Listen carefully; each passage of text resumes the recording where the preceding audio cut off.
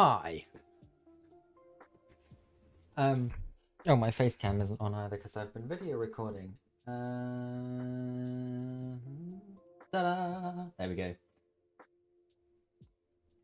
How's the lights up? You've called me just as I've got my Guffy. Hello, welcome in. You're off to dinner. See ya. No worries. My dinner has just appeared in front of me. Which is very, very nice.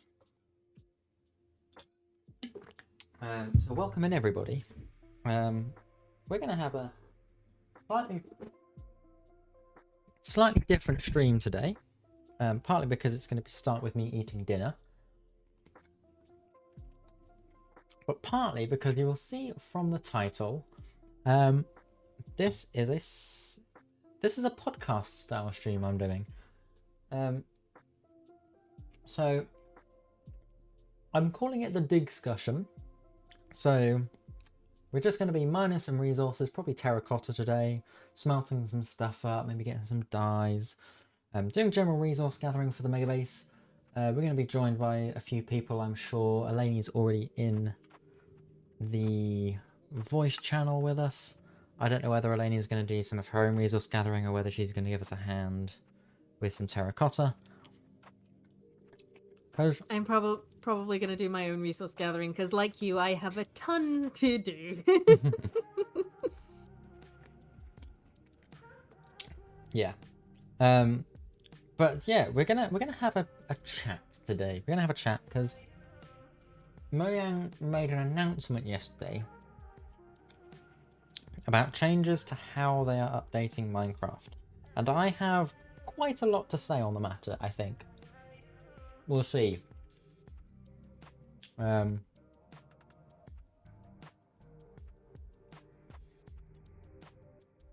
Why has that not come through?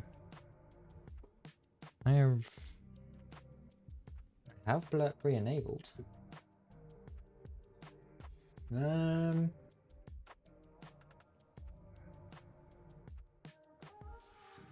Huh. Let me do this. I'm trying to do this whilst I'm eating dinner, so.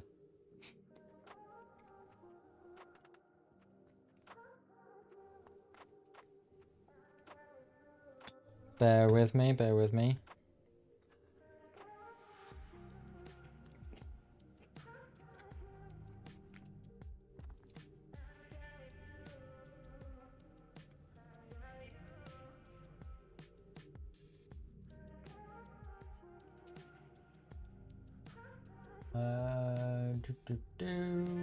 Where's the...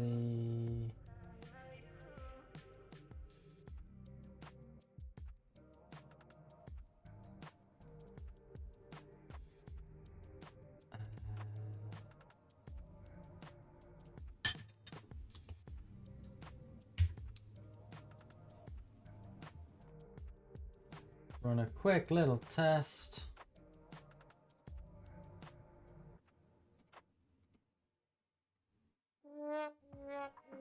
There we go. Okay, I don't know what was happening there, but we're there. Festian as well. Hello, welcome in. Redeeming the villager.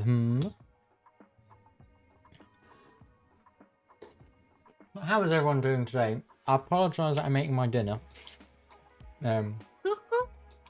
But it has been a long day. I've been up since 5 AM this morning. Which is the other reason why today's stream is going to be a little chill. Also,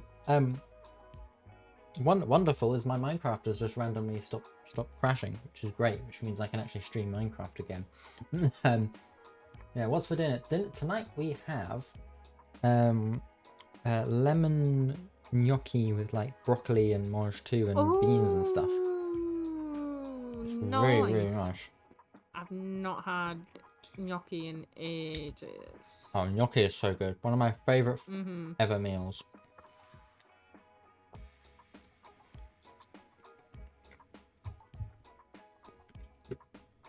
So we're going to sit and chill for a bit. I thought, let me park you guys up in front of the nether tree farm, so actually you at least have something to look at. Whilst I sit here with bowl in hand and fork. But yeah, no, we're gonna have a chat about Mojang's announcements to the update changes in Minecraft. We're gonna chat with some other people on the server. Hopefully, other people join at least. And because I can see why they're doing it, I think they want to change things up a bit. You know, they've been running the same method for years now, pretty much since Microsoft took over Minecraft, if I'm correct. And now as well, for the record, I'm not going to pretend like I know everything and I completely understand the post. I do actually have the post on a tab somewhere for me to refer back to if I need to. I would have done a bit more research, but again, I've been out and about all day today since 5 in the morning. Finally getting rid of the mob vote. We will get to that because I have a lot to say on the mob vote, and I know I've talked about the mob vote before to a lot of people. But before we get to that, I want to kind of talk about actually how they're going about updates now, and how I think it will changing to the more frequent, less feature-rich updates is going to impact the community. So let's just briefly go over them. Probably the most obvious impact is that modding is going to get a lot more difficult. Yeah. So it'll be much harder. And yeah, and in people to keep up with it. Yeah, in a similar vein, like server updating is going to get a lot more difficult because, you know, you've got more quote unquote official releases filled with features that people are going to want to play coming out. And, you know, and I appreciate probably those releases are not going to get as many technical updates, so that like I'm hoping the technical updates like Java versions, resource pack versions, data pack versions, etc. aren't going to be as updated, or aren't going to be updated as frequently as the features are.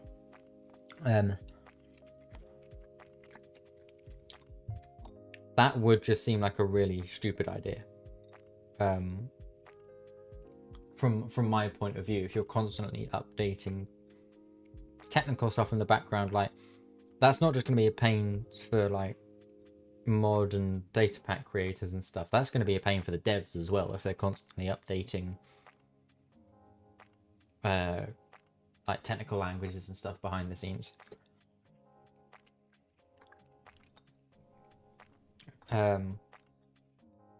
But yeah, like just from a, you know, upkeep point of view, yeah, of course, mod developers, like, it's going to be really difficult for them because, you know, I don't know what the time scale is going to be like. I don't know whether they've said something like that, but it's, if you've got like an update coming, I don't know, once a month, once every 2 months, like, depending on how many mods people manage, that like they're just not going to have the time to update them all for one particular version.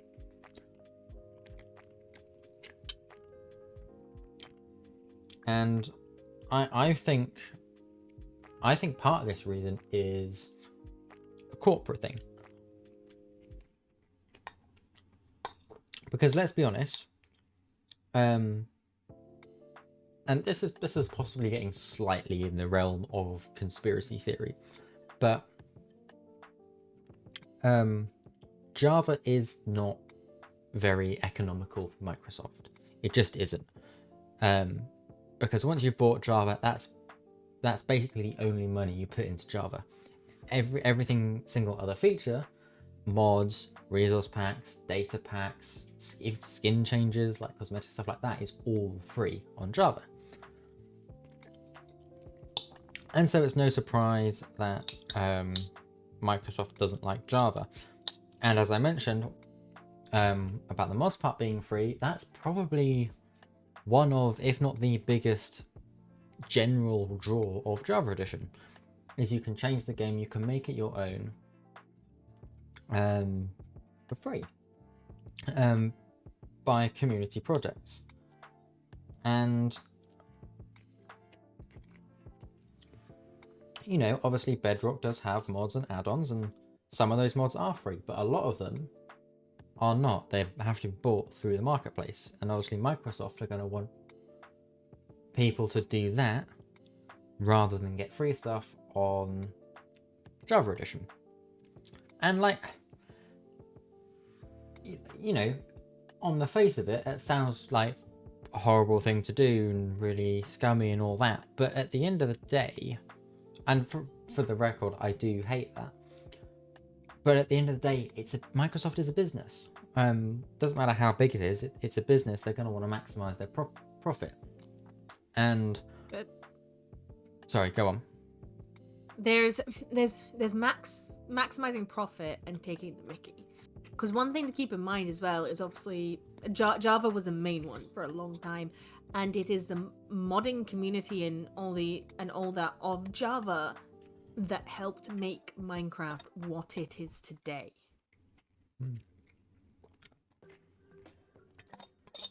Because yeah, I still think Minecraft would have taken off and been successful, but the fact that you could do so much more with it was a massive part of the appeal. And yeah, Microsoft is a business, but there is also a part of it that does feel like a bit of a slap in the face towards Java. And I, as someone that obviously has both Java and Bedrock, and yeah, there's a lot of stuff you have to pay for on Bedrock, and... Sorry, I just realised I've not done the drink prediction either. The audacity. I'll let you do that quickly first. Nobody guessed right. It was something else entirely, wasn't it? No, it was I knew it. squash. Damn you, sir! Damn you! Oh, sorry, everyone. Sorry. Anyway, before I really carry on with what you're saying, before I so rudely interrupted you. Yeah, but at the same time, I feel like the Bedrock marketplace. So I've not played Bedrock in a little while, so I don't know what the landscape of it is right at this moment. But when I was playing Bedrock before, I'll be honest, if they are going to push people more towards Bedrock and therefore making more money, they need to do better with the marketplace. Because I'll be honest, yeah, a lot of the things on there are not up to par if you're wanting people to drop actual money on it. Yeah. Because, yeah, there are some great mods, add-ons, maps and all that on it. And there are some absolutely terrible that are a complete waste of money.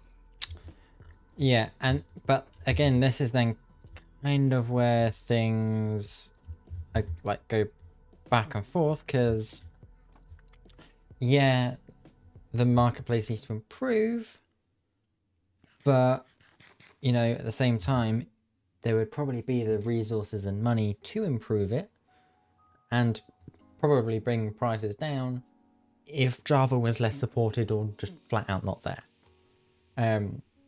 And I kind of want to start this off as well, just by saying, for the record, I don't like the changes. I like Java. I lean very heavily towards the side of Java. So full disclosure, you will probably see some bias towards Java, well, quite a lot of bias, but I'm going to try and remain my best to remain impartial to this. Don't worry, I'll help you with that, because I like Java and Bedrock kind of equally. They both have their merits and downfalls. Yes. I think for the most part as well, I do a pretty good job at remaining impartial for stuff.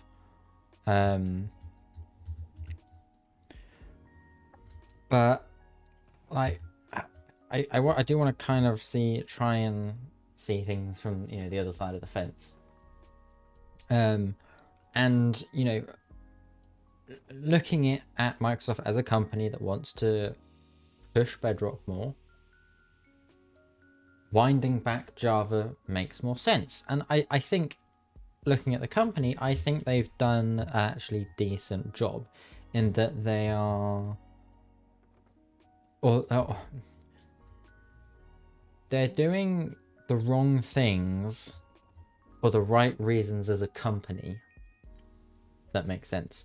So yes, their right thing as a company is to like try and wind back Java a bit, try and promote Bedrock more, but they're doing it by making life harder for mod developers in the community that have, like built stuff around Java. Because they're just making Java players and modders' lives more difficult as a way of getting people to play Bedrock. Which is, yeah, I really don't like. But you can kind of see why they want to do it, because they don't want to completely get rid of Java because it has such a big fan base. They want to have it still retain some support there, but as a business, Java is, I mean, I wouldn't be surprised if Java is just flat out losing them money at all. I don't know the exact figures, but yeah. It's probably not a great business model. You also see down here as well, I have color coded all of my signs. So red means there's nothing here. Orange means it's sort of in progress. For example, there is glass here, or some glass here, and it's not dyed. And then green, such as the lightning rods over there, everything is done in it. But anyway, where was I? You're on about Java's probably losing the money. Sorry, yes.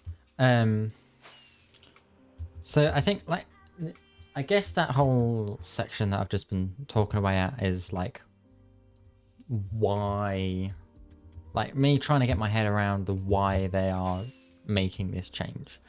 And again, I think a lot of it is as well is there needs to be some sort of change in the process. Mojang have been following the same sort of model for a long time now when it comes to updates and stuff. And yeah, it just,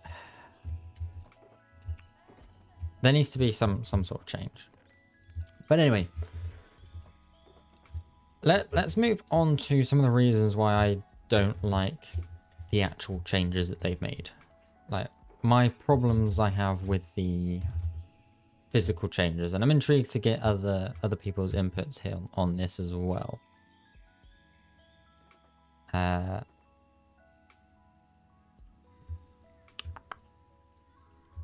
I organize stuff. And if you're in the IR Discord, which if I press my button here, which should actually be working now. Hey, there we go. So feel free to weigh in on the discussion in the Discord as well. We have a wonderful community over there. And yeah, I know I put a message. Let me just pull up my message that I put.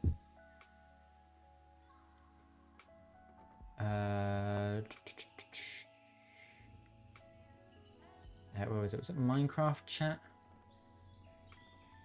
I think so. Yeah, here we go. So I personally don't like the idea of, as a typo there, more frequent updates for reasons I could go on and on about, hence the stream. But mainly it comes down to two things. Now the first of these two things are, one, more frequent updates of individual features means there is less to get excited about with each update, and the increased frequency takes away some of the specialness, quote unquote, of Minecraft updates. So this one is talking about, okay, like Mojang have said on the page as well. Let me again find that. Future Minecraft development. more regular feature drops. We know that you want new Minecraft content more often. I mean, straight off the bat, I don't necessarily think that is the case. I don't think we want new Minecraft content more often. That may be just me. I don't know. Personally, I don't want Minecraft. I don't want the same amount of content more often. But then, I personally, I don't spend a lot of time on like Twitter or the places where you're likely to see that kind of discourse going on. Because while I agree with you, it's not something I want.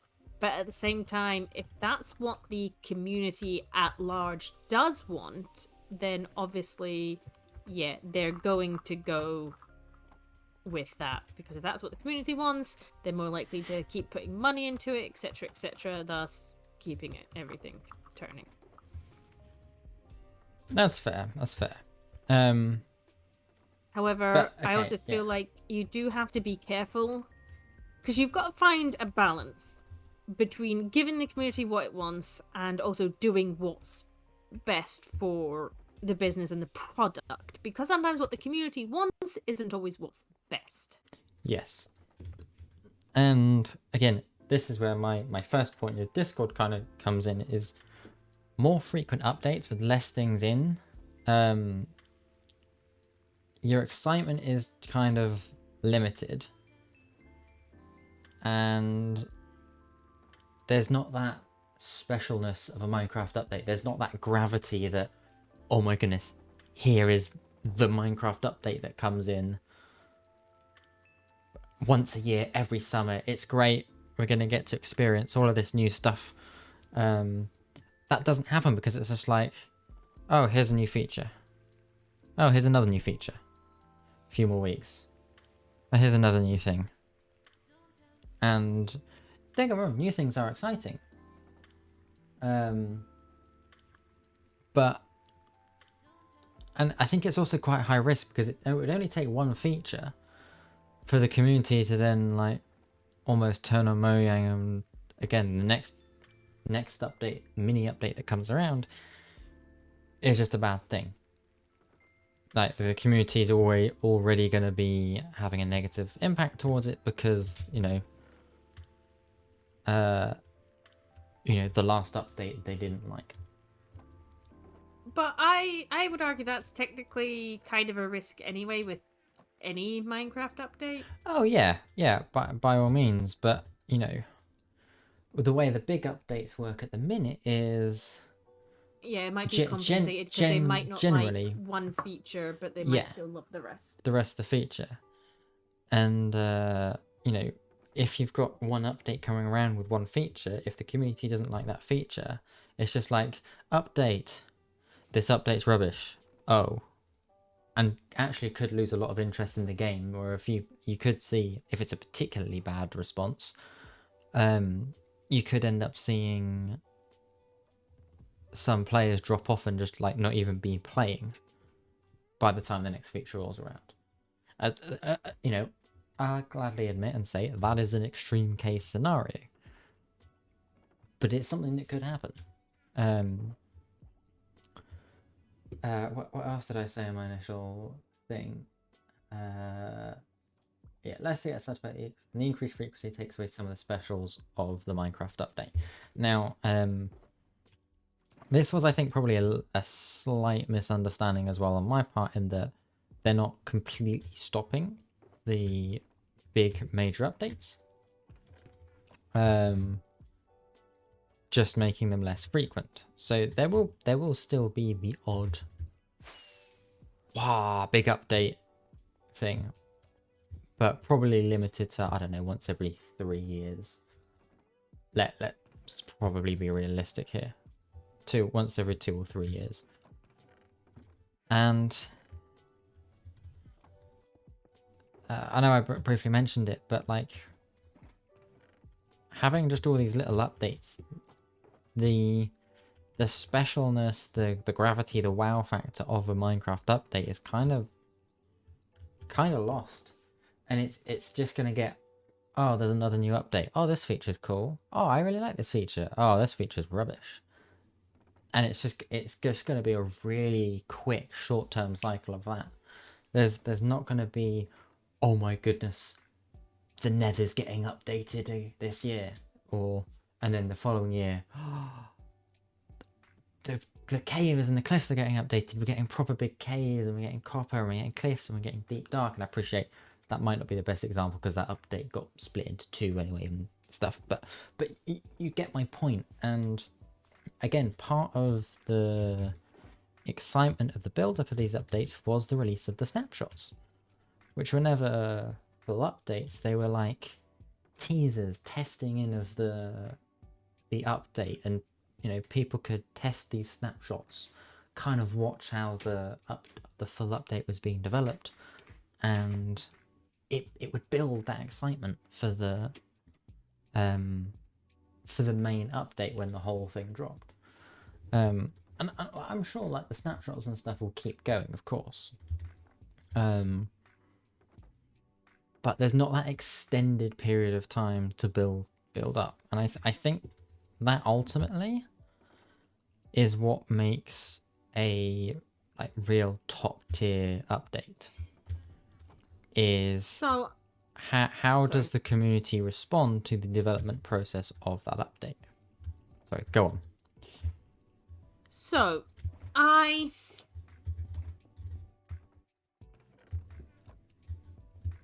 just thinking the best way to phrase this. So I do feel that I do agree with you in the sense that I don't think the way they're going to change it to is necessarily the best idea. However, I also don't think the current way they've been doing it is the greatest idea either.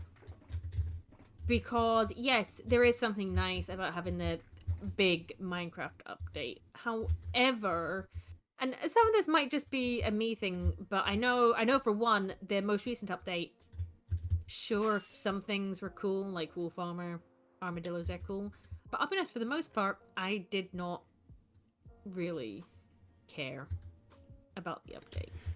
And I think where you've got to be careful with the current system, and I know a lot of people have talked about this before, but the way the current system is set up with bringing the hype is it does get current players excited, and it does bring in a lot of old players who've maybe dropped off back. But then people, I have felt like for the past few updates, there is the initial excitement leading up to it, and there's a bit of excitement during and after. But most of this stuff they've been... I'm trying to think the best way to say it. Okay, so when they added in Ancient Cities, cool. It was fun and exciting for the first couple of Ancient Cities, and then I don't really care about them anymore. Same with the Trial Ruins. Same with... Do you mean Trial Ruins and Trial Chambers? Yes. I think it's not so much about how they're doing the updates or how often, it's what they're doing for the updates. Mika, this isn't wax, this is weathered. Sorry, say that last thing again. Yeah, basically what I'm saying is I think more the factor is not how they were doing the updates versus how they're going to change how it's working, as what they're actually doing with the updates. Yeah, okay, yeah, I get what you mean. I think somewhat. I mean, I'm kind of just gonna go out and say this. Mojang kind of shot themselves in the foot with the Nether update because they set the bar very high with that. Yes and no. Like, yeah, they did, but at the same time, that Mojang could have also handled it better by basically saying something like, not every update is going to be like this. We are going to be addressing issues that need to be updated and fixed in the game. And actually, because that will bring me on to another point I was thinking about while you were talking, is every big update has to be amazing and big and wow. And the simple fact is they're not going to be able to keep that up forever. No, but then that kind of goes without saying. Like, obviously, obviously you can't keep doing things better and better. You're gonna have bad times, like stuff like. But not just that. There are aspects of the game that could do with updating or overhauling that, in one sense, would be quite big changes. But maybe you, as a player, wouldn't really see. It's more Yes. what's going on, like back end stuff. And I think it was actually one of Mumbo Jumbo's videos where he was talking about the way the system is currently set up right now. Mojang wouldn't really be able to do that because they'd probably end up getting a lot of backlash from the community, because the community wouldn't actually realize everything they've done because they can't see it in the game.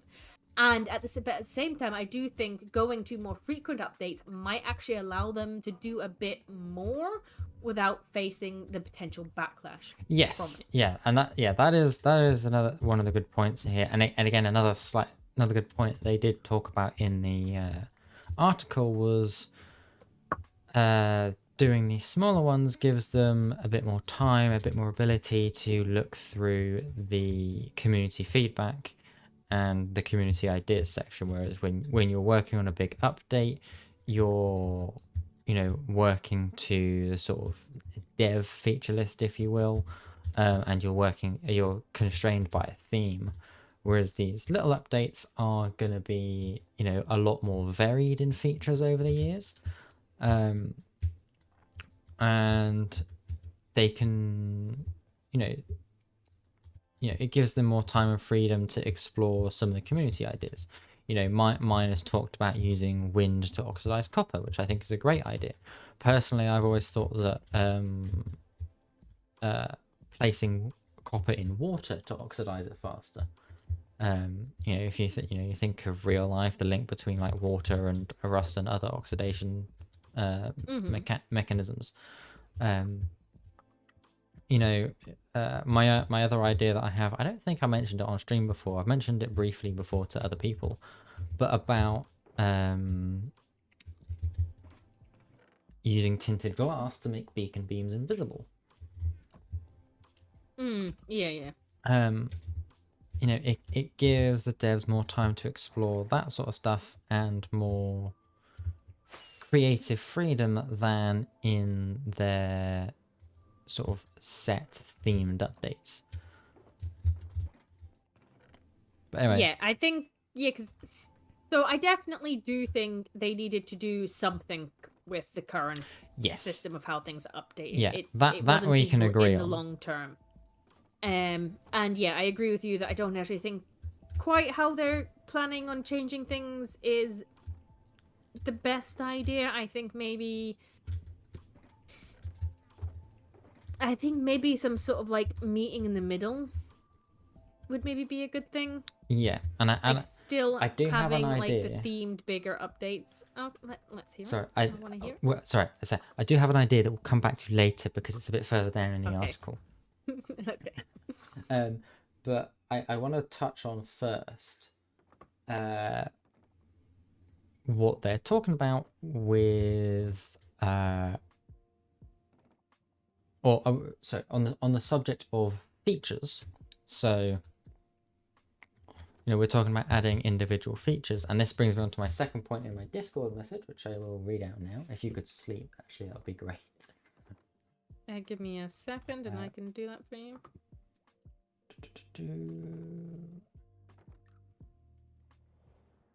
I can hear phantoms. Wait, no, I can't do that. I've moved my bed and I don't know where it is. I'll read my message in a bit. I'm going to go rescue Eleni from rescuing me. Oh, yeah, I thought I'd put my bed over there, but I must have moved it. I don't know where I moved it to. But anyway, so point 2, having stuff being more frequent gives the community less time to enjoy the new features and discover the ways that they can interact with other aspects of the game before something new comes along. And I think this is actually probably my biggest criticism of the new process, is that with the big updates, you get features being developed together and with each other in mind. That's my first main point, is you have... Okay, yes, I do have to agree with you on that one. They can make features work better and together. they can make them synergize better with each other. And this in turn lets the community explore, and with the less frequent updates, it gives them more time to explore themselves how they work together to find things out, and then also explore how they interact with existing game mechanics. So let's, for example, take, okay, over here I have crafters, auto crafting setups. You know, I did a little bit of playing around with this live on stream. This is by no means the most efficient setup, but I could explore how this worked with... okay, let's see. What farms have I got in here that I designed pre and post 121? So my clay mud farm is probably the biggest example. This was designed pre 121, pre auto crafters and stuff like that. Where I had just mud and clay balls on the storage system. That works fine. 121 in, I could actually integrate, okay, how does the crafter, I can use this to craft clay balls. How can I fit this into the current design? Things like that. Adding into existing features. Then we go into a farm that I designed post 121. This sugarcane farm. I appreciate sugarcane farms are pretty standard designs, are old designs, but this particular one, I made the schematic from scratch after 121 with the crafter in mind. This was designed without the crafter in mind, and the crafter was added later. This one was designed with the crafter in mind, and hence this farm produces paper. Lots and lots of paper. And so I can then use how this interacts, and I can, you know, use these hoppers here. I appreciate this isn't the greatest example, but you kind of get my point. The existing update thing gave the devs time to develop features together, and it gives the community time to explore the features, and I think that's the main point of this. So I do agree with you about the way they currently do it is much better for making sure the group of things being added work well together and work with each other and all that. However, I do think it is worth raising the fact that more frequent updates with maybe only 1 or 2 features per one. Yeah, on one hand there's less time, but there's less time for less features. Yes. So obviously in a big update there might be several features and you've got the whole year. But in the small updates it's only going to be 1 or 2 features. So I don't...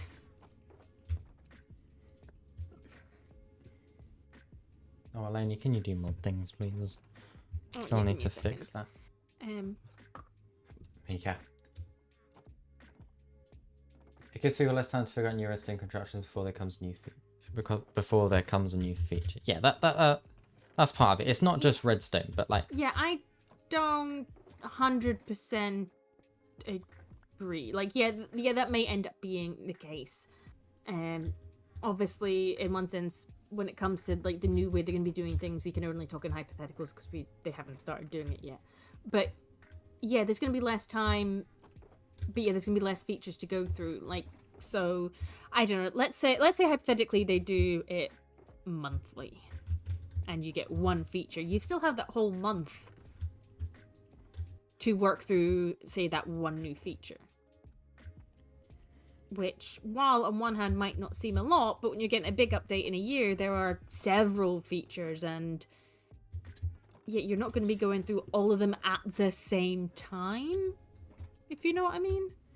So I can see that. It could still very well be an issue, depending, I suppose, on what the features are. And I do 100% agree with you in the fact that it'll be harder for them to make features work well together, or they'll certainly have to do a lot of planning to make sure features can work with ideas that are going to be coming in the future. That I do agree with you on. I can see that being an issue, Yeah, but I and you don't know so much about the time thing. I think that could go either way, really.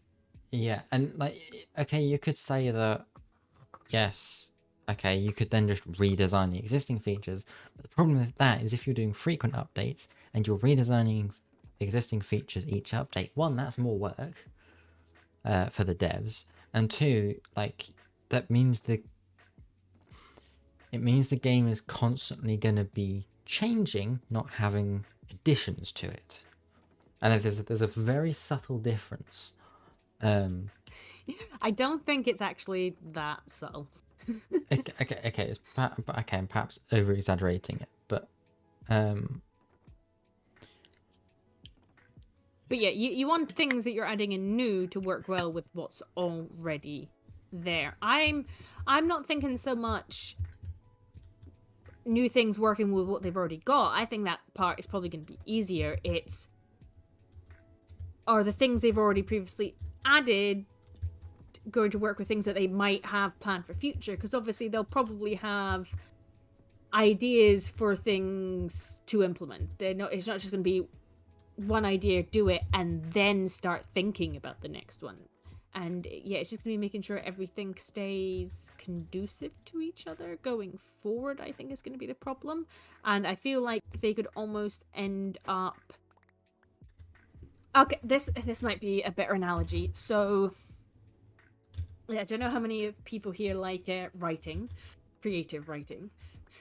I'm not gonna lie, not really me, but but sometimes when you're creating your storyline, if you only do one thing at a time, you can end up writing yourself in a corner, where in order to add in something else, you then have to go back and rewrite the entire thing in order to make the new thing fit. That's essentially what I think that they could possibly... the position they could end up putting themselves in.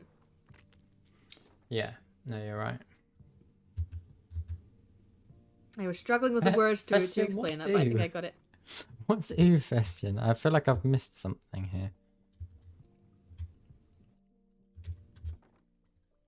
Oh wait, U's a writing. I find that Is that what is that what you're saying? Ew, creative writing. It's Careful, you're on thin ice here. And Lainey's hot enough as it is to burn through. The question is, am I the type to abuse my powers or not? No. Oh dear. I forgot half of what I was saying though. Yes, so have I.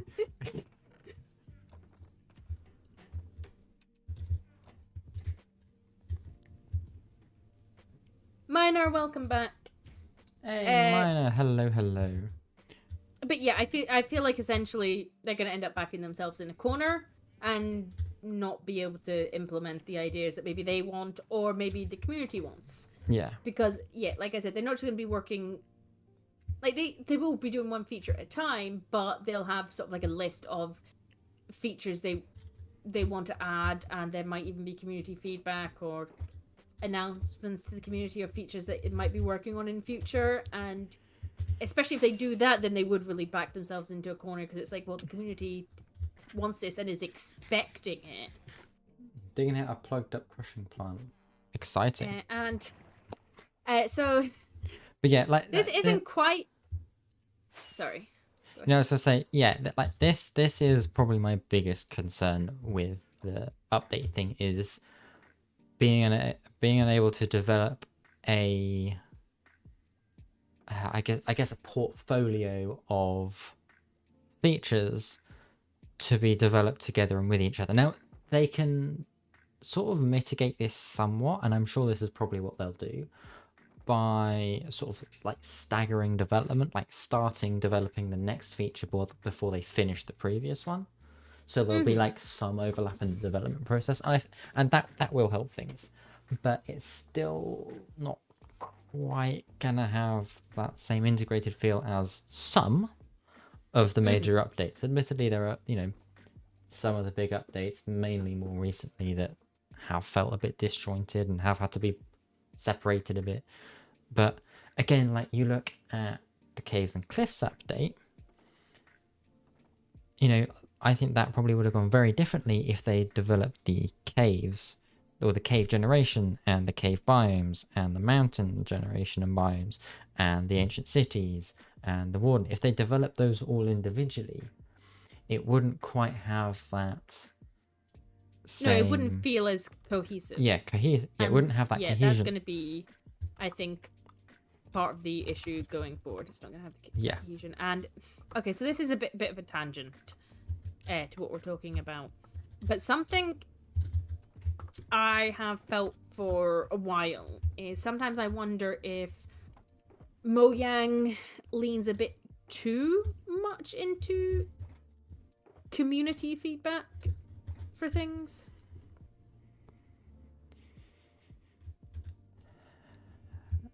How do you mean?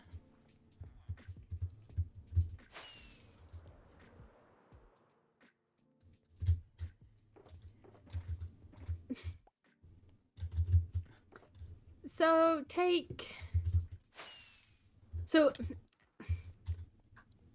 And yes, I don't- miner, this is a lot of shulker boxes. These Okay, are all the so resources take for my mega the- base miner. take the mob vote, for example. I like the idea of them doing something like that. It's a cool idea, good way to get the community involved. But I feel Okay, like okay, we're talking about the mob vote now. Okay, a lot of what you see going down on Twitter and stuff while it's going on is disgusting. And okay, yeah, and this is And that's not Mojang's fault No. or Microsoft's This is fault. I this get is it, a but it can't not affect how a company does things in future when your consumer base is getting all up in arms. And obviously, you know what people like on the internet, all these people just fuel each other and create an absolute firestorm. I would use different words, but you know what I'm trying to say. Yes, and okay, we'll come. Okay, we'll talk about the mob vote now. I was going to talk about it a little bit later, but we'll talk about it now. The mob vote is. I personally, I am sad to see the mob vote go, but at the same time, it needed to go. Yes, I can agree with that. Yeah, I think the mob vote And caused it's because more issues than it was worth. It's because of a change in the social dynamic of the target audience of Minecraft. And like not really through any fault. Like Minecraft is a game aimed at kids. Let's be honest. The target age range is probably somewhere between 8 and 11. As a general ballpark, you know. As I was about to say adult content creators, then that's not the right phrase at all. Us as grown-ups who make content out of Minecraft, we're not the target for this game. We are just, people that have enjoyed playing the game as kids for the most part and still play it now. Or we've had some exposure of the game through kids. Take Troj, for example, who, fell in love with Minecraft because, DTG wanted to start a channel and wanted to do Minecraft on it. But, the demographic and the social behavior of that target age range now, compared to when we were in that age range, is different. Now I know quite a number of teachers, and they all say a lot of the same thing, is that in schools, and I think this is not necessarily just true for kids. I think it's true for a lot of adults as well. But okay, one of the things that's come up is the need for everything to be instant. As technology has advanced and phones have advanced and more kids are having phones younger and younger, and social media being so instant and stuff like that. Everything has to be instant, and this leads to a lot of people getting impatient for things. Oh, I could do a whole deep dive on this topic and go into more than just how it relates to Minecraft, because what you're talking about affects so many aspects of our modern day culture. And then, okay, if we go into more specifically into kids, a lot of the teachers see a lot of a change in the parenting styles. And I think part of this as well is also through the fault of COVID, because, kids have not had that social interaction that they otherwise would have, particularly in very young ages, starting school.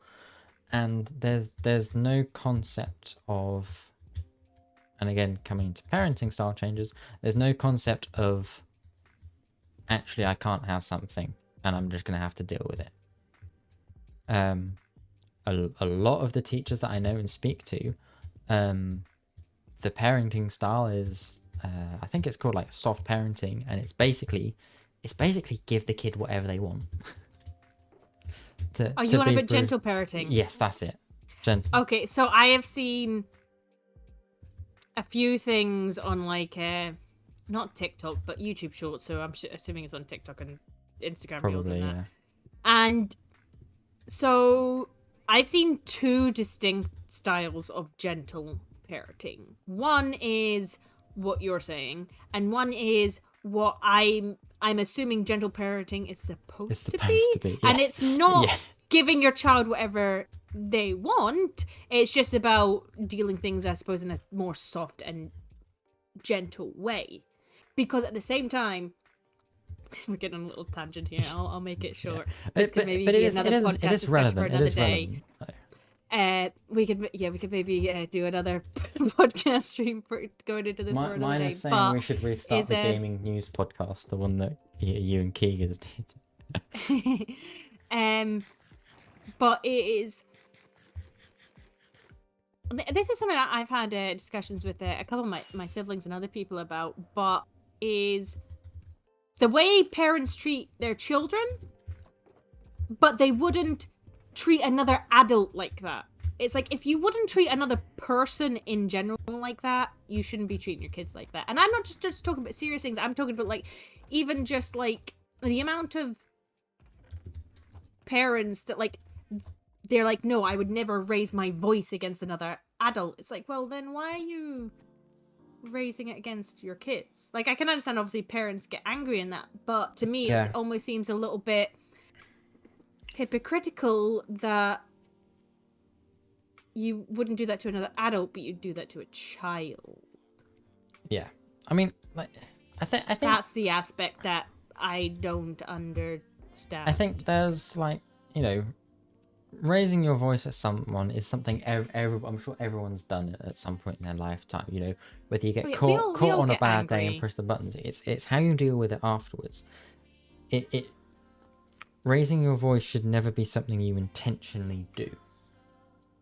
I think there's being firm in your voice and just increasing the volume slightly. If you need to really instead of point across. So for example, if I as a small child am sort of going near a hot kettle or a hob, my parents would raise their voices slightly, being like, you need to stay away from here because it's to keep me safe. It's when you just yell at them intentionally as a form of what's the word I'm looking for? Not quite discipline, but for want of a better phrase, is just use discipline. And I think okay, so sorry to interrupt, but I think what I'm about to say may help what you're trying to say. Please rescue me. People lack the ability for appropriate conflict resolution. Yes. And I will admit, I am guilty of this too. I think I'm better than I used to be.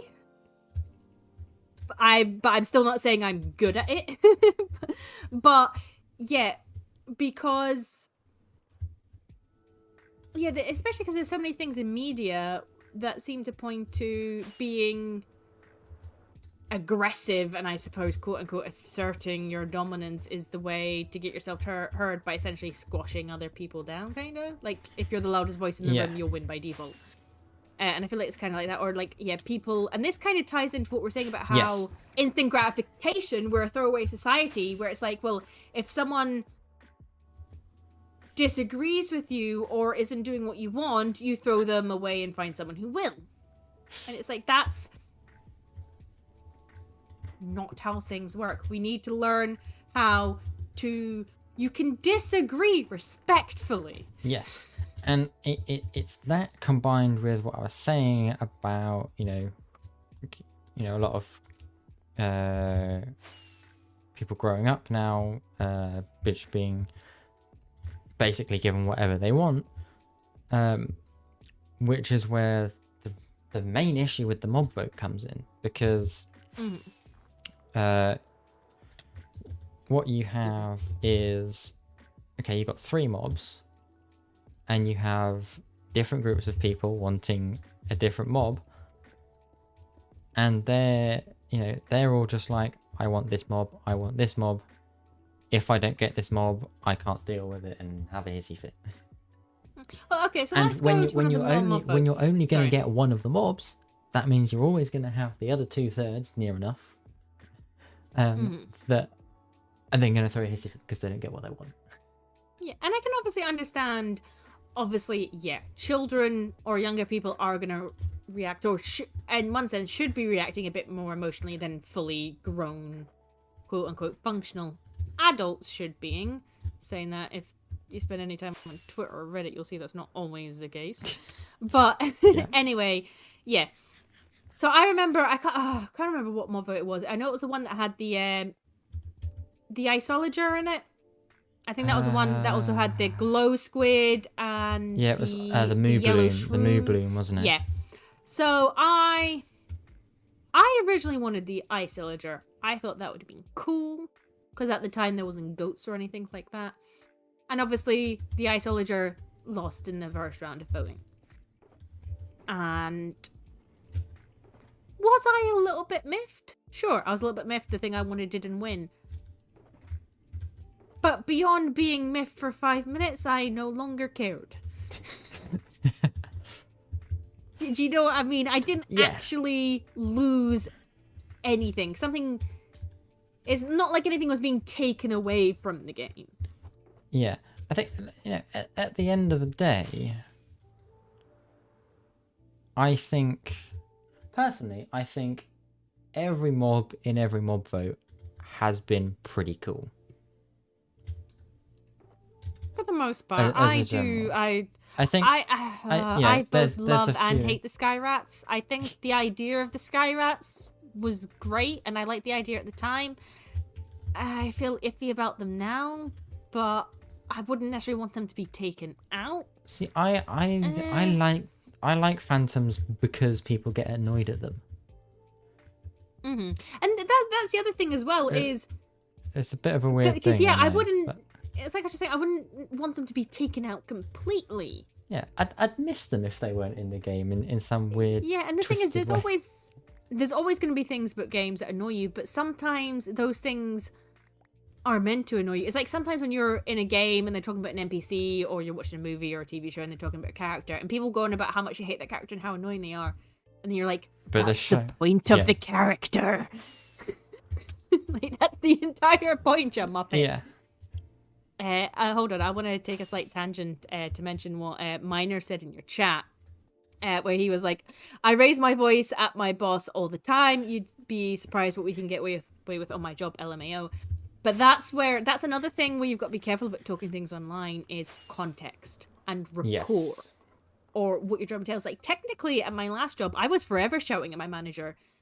I was forever shouting at people, and they were always shouting at me because the kitchen was so noisy. You had to yell at each other so you could actually hear each other. Yeah. So technically, we were always shouting at each other. I remember when I first started there being a little bit uncomfortable with it, because more so because I found it hard to raise my voice how I needed to without sounding angry, or I felt like I sounded angry, and I didn't want people to think I was actually screaming at them, if that makes sense. Yeah. Uh, And again, so similar linking to what your context is, but what Maya's saying here is the problem with the internet, though, is even you're trying to be civilized and discuss things calmly, people like to twist your words just because they want to argue. And yeah, that's a this is then where good point as well. people will deliberately take stuff out of context. And yeah, you see that with like basically every single argument anywhere. It's usually, you know, people twisting words, taking things out of context. I'm about to make a shulkerbox beacon up here. The other thing, expanding on what Minor said as well, and can't remember where this quote is from. I think I saw it in a film once. Is especially when you're discussing something with something, a person is smart. You can talk to them, you can reason, but on internet, it's sometimes like you're yelling at a mob, and mobs are stupid. They kind of all go behind this banner, and they're all kind of being yes men for each other, so your voice can't get through to them, if that makes sense. They're too busy being like enraging themselves to then listen to anything outside, if that makes sense. Yeah. I think that made sense. Yeah, no, that makes sense. But yeah, like it's Yeah, and the other thing, sorry, you have to remember as well is the internet gives people a lot of anonymity as well. where's to my say damn things. beacon? I've lost my. Oh, it's at my mega base, isn't it? And this is something a lot of people have said is some of the stuff people post online, they would never say in person out loud. No. They say it online because they can get away with it because no one knows who they are. Yeah.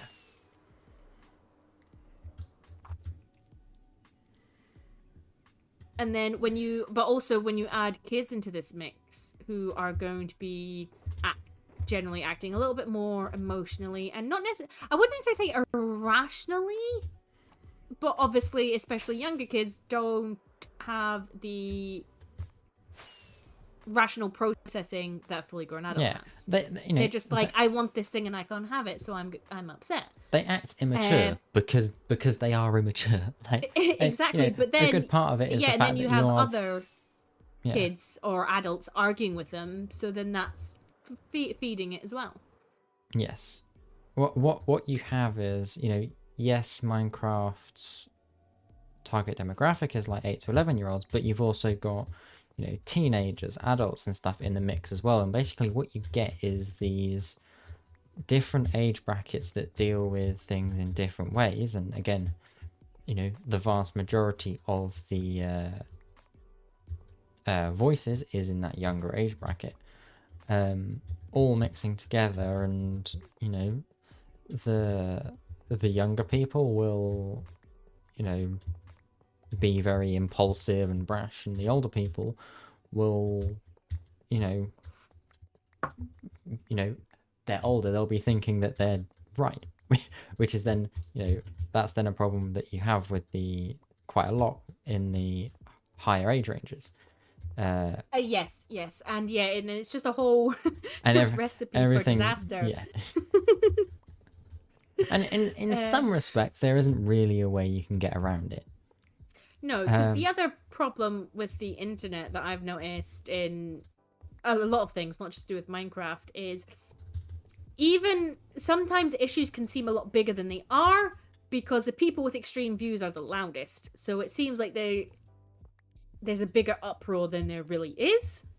And I think most people don't care, but then the people that don't care are staying out of it. Yeah. And yeah, that just adds to it, and can sometimes make people think it's a bigger deal than it is. Yeah, and the whole thing's just a recipe for disaster, as I was saying.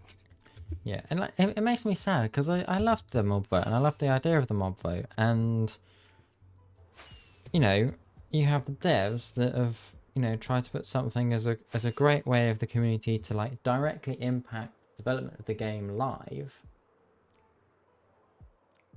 and the community is just Yeah, they've done having an something to try argument and about it. bring the community together, and the community is using it to tear itself apart. Yeah, and again, this is where we come back to you know, kids not getting what they want, and you know, And- they, you know, because they're not getting what they want, they can't actually be grateful and see actually what they are getting as something that's And- actually quite good.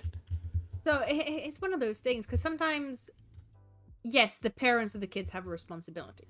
I think sometimes people put a bit too much sometimes on the parents, because while I don't have kids myself, I do have nieces and nephews, I have friends that have kids, etc., etc. And especially in, I suppose, more the slightly older child to teenager age range, when especially they do kind of have a bit more freedom and they're going to school, you can't watch what your kid, you can't monitor what your kids are doing 24/7, and you can do your best to raise kids right, and they can still sometimes be little. Oiks. Yes, thank you. I was looking for a suitable word. We have lots of Yeah, they suitable can words still in my act family. out. They can still act out and misbehave. And as a Yeah. parent, you can think, I taught you better than this. Why are you doing that? And so sometimes I do feel sorry for parents who are trying their best, and they get people that turn around and be like, oh, you're clearly not raising your kids right. And it's like, I feel Yeah. like you've got to be careful with that. Like, yes, parents do have a responsibility to do what they can, but parents can only do so much, especially once they get to a certain age. The parents, I can't remember exactly what it is. So obviously when kids are young, it's the parents that they pretty much exclusively learn from. But when they start going to school and getting older, it more becomes their peers they're picking more Yes. up from than the parents. Age of accountability. Well, I know over here, I think the age of accountability is 10 or 11. Wait, which one's Like, age of that's accountability again? I'm assuming he's on about so say if a 12-year-old was to commit a crime, they obviously wouldn't Right, get tried yeah, as an yeah, adult. yeah. They'll still get tried as a child, but they would get tried because they are considered old enough to know right from wrong. Yeah, that what is it in the UK? I think you're right. I think it's like 10 or 12. I want to say 10 because I feel like I was having a conversation with my brother about this because he's in the police. Yeah. I don't think it's just kids, so you have certain circles of people that feel entitled. Oh, tell me about it. Yeah. And the thing is, like I said, it's not even just that people being upset are a bit miffed because they didn't get what they want. Because in an ideal world, take me for example, in an ideal world, I would always get what I want. And I think most people are the same. You want what you want. That's not the issue. It's how you deal with it. Yeah. Like, I've always had, and a lot of people will quite see this, I've had quite a relaxed approach, you know. I know what I want. If I don't get it, I just live with it and move on. And, you know, I think I'm probably quite unusual in that way. I know a lot of people will probably tend to like to sort of try and fight, at least a little I bit. know what you mean, especially because there seems to be, and I've never quite gotten it because I've never been like this. But there's almost this thing as well, is when someone can't have it, they want it more, and it's like, well, if I can't have it and there's no other reasonable way to get it, then I put it aside, and maybe one day another opportunity will come up for me to get it. But if not, oh, okay then. I'll find something else to put my energy in, because going after something you can't have is just a lesson in futility. Yeah, you know, it's like, take my life right now for example. Okay, I've been job hunting for 2 months now that I've been back home, and it is frustrating. But I'm not going to keep applying for the same job when I've already been told no. No, You know, and I can agree with you on that You know- because obviously I am Yeah, recently yeah. employed, but I was unemployed for a year and a half. And I mind there were a couple of times I did technically apply from the same job a few months apart, but some of that was just going through Indeed and doing the one where you can just click the button apply and just going through and hitting that button. Almost any job that came up that I Yeah. was qualified for. But yeah. Yeah, and now, today I had a shift for a job. And it's like, yay, okay, cool. Let's go for the next thing. And you have to not take your foot off the gas as well, and I often fall particularly foul of this, and that I find some success and then I sort of relax a little bit. At the end of the day, what this job I've had today is a trial shift. They might not want me to stay with them. In which case I have to keep looking for jobs, and so I'm still currently looking for jobs. Are we talking about the PS5? No, SB, we're not talking about the PS5 Pro. Yeah. You don't stop applying for jobs until you've signed that contract. Yeah. And so, I actually do have another interview on Monday. For a different job. And, this different job, it's less than ideal. It doesn't start until the end of October. But if this job that I'm currently at doesn't think I'm okay, I'm at a recruitment company that are gladly finding shifts for me to pick up here and there. And if it means that I have to pick up, a few, delivery driver assistant shifts here and there whilst I wait to get this other job, then that is what it is. And No, I get exactly what you're saying, because it's kind of similar for me. Like, obviously the job I've got at the moment is not, in an ideal world, what I would be doing right now, but it's money. It's helping me pay the bills, and having money obviously helps me do other things I want to do, etc., which in the long run is more important. Yeah, like for me, at the end of the day, I've got to save up $3,000 by the new year to move to Australia. And then not just that, even if the job's not ideal, you can still relax a little in the sense of, okay, you've got money in, you've got bills coming, you can still look at other jobs, but you can also, because you've got a job and the bills are getting paid, you can then afford to be more picky and finding that thing you really want to do. And again, at the end of the day, this job's only until January. Yeah, exactly. You're not going to be This isn't a job that I'm going to be anyway. doing for the rest, as a career. It's a means to an end. And trying to get this back on topic. Yeah, of sorry, Minecraft. I feel like that was kind of my fault a little bit. I like my tangents. Yeah. Okay, yes, let's go back. Take us away. How do I get this back on topic? Okay, so we were talking about the mob What vote. were we talking about? We talked about that. Yeah. Oh yeah, and we were talking talking about the people mob vote. dealing with like not getting stuff. And people have to be like, okay, what I wanted to win didn't win this time around, but there's going to be another mob vote next year. Maybe. And you kind of just have to focus on the next thing, really. Yeah, and the thing is, there's always going to be a bit of that. Unfortunately, you see that in every community of games, is people not being happy, and it's one thing. It's one thing to vent about your frustrations. There's nothing wrong with, sometimes, say, if me and you were to hop in a call and I'd be like, I am annoyed that such and such didn't happen in the game. And then we'd maybe have a little chat about it. But it's, like I said, it's more just how you're handling it. Like,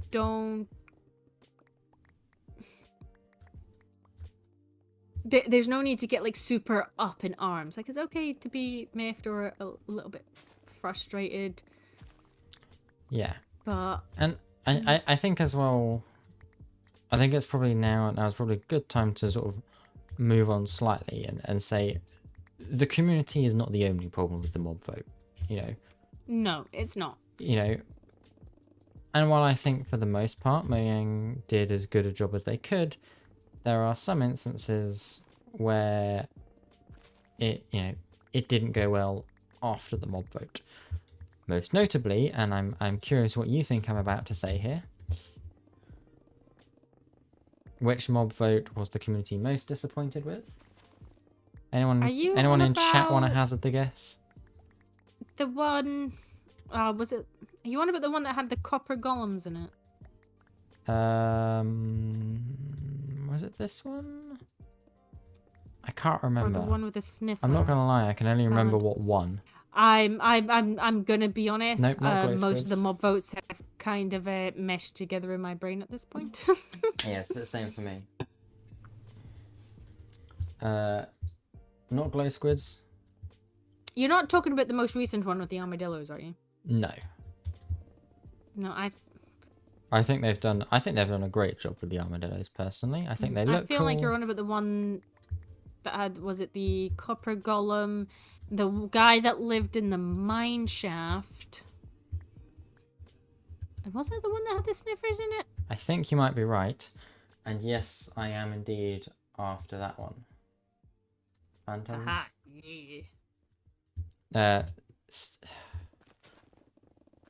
Sniffers had so much potential, and to an extent they still do have a lot of potential. You know, they're in the game. Minecraft can continue to develop them, but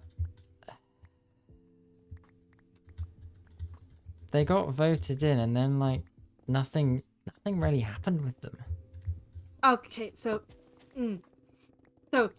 this is gonna take us on a little tangent, but it will be relative, I promise. So I'm gonna talk about Sims for a second.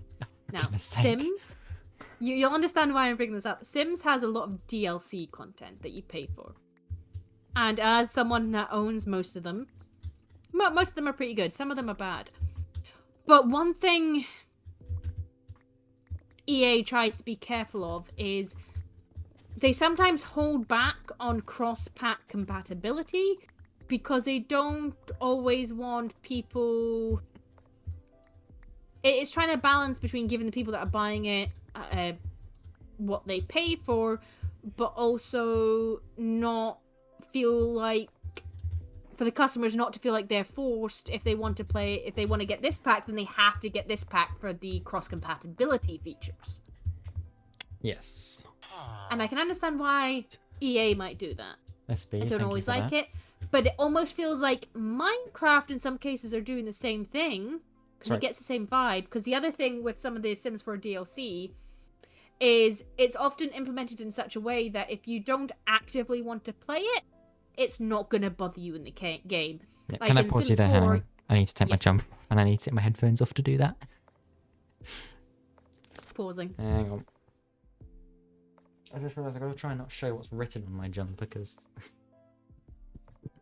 from my university.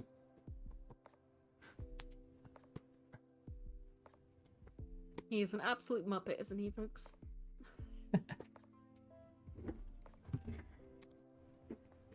Okay, this is where your carry be on. right back screen might have come in handy, sir. Yeah, that probably would have been a good idea. I think I'm fine. Mm-hmm. And another thing sometimes EA does is because sometimes players obviously don't always want features to be super in their face if they're not actively wanting to play with them. So there are some things like so the Sims 4, there's vampires, there's werewolves, there's witches. But if you're not actively wanting to play like a witch sim or that kind of stuff, you can kind of just ignore it and forget about it's there. Yeah. And I feel like in Minecraft it's the same thing, but they don't have the excuse that EA does for doing that with Sims. Yeah. And that's why I brought Sims up. I told you it'd be relevant. Yeah, And yeah, I feel like there's a lot of things in Minecraft that are forgettable unless you're actively trying to do something with it. And on one hand, I get it. I think on one hand, I think as well that's a good thing because it shows that Minecraft is such a feature-rich game. Mm-hmm. And there's loads but of... this also, I feel like, kind of ties into what I was saying before about how, okay, when Ancient Cities first came, it was exciting doing the first couple, and now I don't care. I'll go get Swift Sneak, and then I'm done with them. Same with the trail ruins. Same with the trial chambers. You go, you hit it, you get what you want. I'm just doing it to get X item, and then I don't care about them anymore. I must admit, I was looking forward to the trial chambers quite a lot, and now they're here. And I have the heavy core and the mace. I'm a little bit underwhelmed. I think the fact that wind burst you can only get at level 1 only from the trial chambers is a bit annoying. Like, I would at least like hope there was a chance that you could get it at level 2 or 3. So I do kind of like the fact that they did think about maybe making it so you could only get it from trial chambers. Yeah, I don't part of the mind. issue with like I was saying with some of the things is you get what you need and then there's never a reason to go back. Like, it's feature rich, but it's not. There's a lot of features repetitive. you're not. Yeah, and Mojang has said several times they want to make it more so you have to go out and explore, but give me things I want to repeatedly go back to. And I'm sure there are some people that do like repeatedly going. Okay, take Naku for example. She's forever wanting people to keep caving, Ancient City, different raiding. Yeah. But yeah, give me reasons to keep going back to these things. But at the same time, I also get it because it's a fine line to balance, because at the same time I also don't want it to be something that also ends up then feeling annoying. Yeah, like I think to an extent, like Mojang, that's like never gonna be something achievable for everybody. It's down to the person. No, because really. it's because there's always going to be people on our side of the fence that are like, yeah, we don't care, and then on our side of the fence, it's like, yeah, let's hit it again and again and again. And you're never going to keep both happy. Look at me though. I like building farms on automation. Once I've built an iron farm, I'm never going to go in mining or exploring for iron again. I'm never going to go actively hunting down for a large ore vein because I have an iron farm. It's one of those things, I'll be honest, if I'm already caving, say, for diamonds or something, and I see a decent-sized patch, I will grab it while I'm there. Yeah. But yeah, I'm not actively going for it. Yeah. Right, we have a question as well, I noticed. I do apologise, mine, that's probably 80k you sent. But I've got a question for you. Do you think Mojang with the new update cycle should be more transparent about what they're working on? Games like Phasmophobia release an update timeline. See, I am. Sorry, go on. You go first. Okay. You go first. So, I'm not sure. This might tie into a little bit what I was saying about possibly leaning too much into the community and getting feedback, and because the community has a lot of opinions, but what the community wants isn't always what's best. And I think there is a certain way they'd have to do it, and given the way the community has sometimes reacted when they don't like something, might not always be the best idea. But on the other hand, would I also kind of like a timeline on things they're trying to add or what they're going to be adding? Yeah. Yeah, I think the best way for them to do it is keep it to only things that they are 100% going to add. Yeah. Don't put in maybes or we'll try, because then people will get upset and butthurt. Yeah, I think trying to be transparent and do a timeline for every update, I think is probably the wrong way to go about it. But I think doing a timeline for key features, like, for like say it's every month, the one like the quarterly updates or the thirdly updates, you know what I mean? I think is probably a good thing for, like, the devs to be transparent on, okay, here are the major things that we want to work towards, but there's going to be the mini updates in here back and forth. And what they're saying about how they implement community stuff, they've said on the article, like, we want to do more stuff around the like community feedback section. So, like, put your features you'd like to see in the game in there. And of course, that is all obviously public, and it involves people not chatting with each other, because if I understand correctly, it's just based on like an upvote, downvote system. So you go on there, you see which ones you like it, and people are less likely to click a thumbs down icon than they are engaging in a whole massive argument. Because again, I think the problem with the mob vote on Minecraft Live is everybody is in the same place at the same time. I think, yeah, and Miner makes a good point, but it's like what we were saying before about keeping in mind demographics. Yes. And the demographic is going to affect how a good portion of the community are behaving online. Yeah. So obviously you For talk about example, Phasmophobia, but Phasmophobia is a horror game and is meant mainly for adults, yeah, or teenagers to adults. And obviously, yeah, there'll be kids that play it. I know a couple of my niece and nephew, but that's obviously not those games' target demographic, whereas Minecraft is. Yeah, and minor what you're saying there is they make about Enshrouded, they do a good job on what they're working on and trying, and completely transparent everything that's not going to make it into a game. The problem again with the Minecraft demographic is a lot of them do not understand the concept of a concept. Cough, cough, birch trees. Because and I'd also argue I feel like actually... I am the... Sorry. I feel like I'm the only... But the community got outraged when they didn't update the birch trees. I'm like... And I was sat there like... They never said they were going to do it. They showed a piece of artwork. Like, what...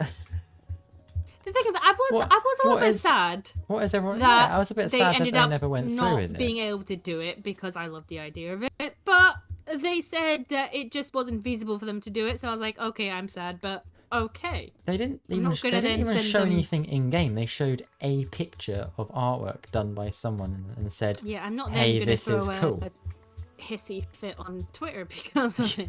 And I remember I was sat there like, they never announced this. They showed a picture. Like, do people not know what a concept is? The fact that it's literally like a working theory of something that may be done. Not that this is something that's being done. Yeah, and I also think there is such a thing. Like, is there a lot of things that could do with being more transparent? Yes. Do I think there's also such thing as being too transparent? Also, yes. The community does not need to know every single little idea that Mojang has for what could potentially be added to the game, considering most of those things will never happen, and most of them probably aren't even feasible for a number of reasons. And also, it's just too much information to constantly to be given to the community, and would probably also be overwhelming on both sides. Yeah. There is such thing as too much transparency. TMI, too much information. Mm-hmm. And like,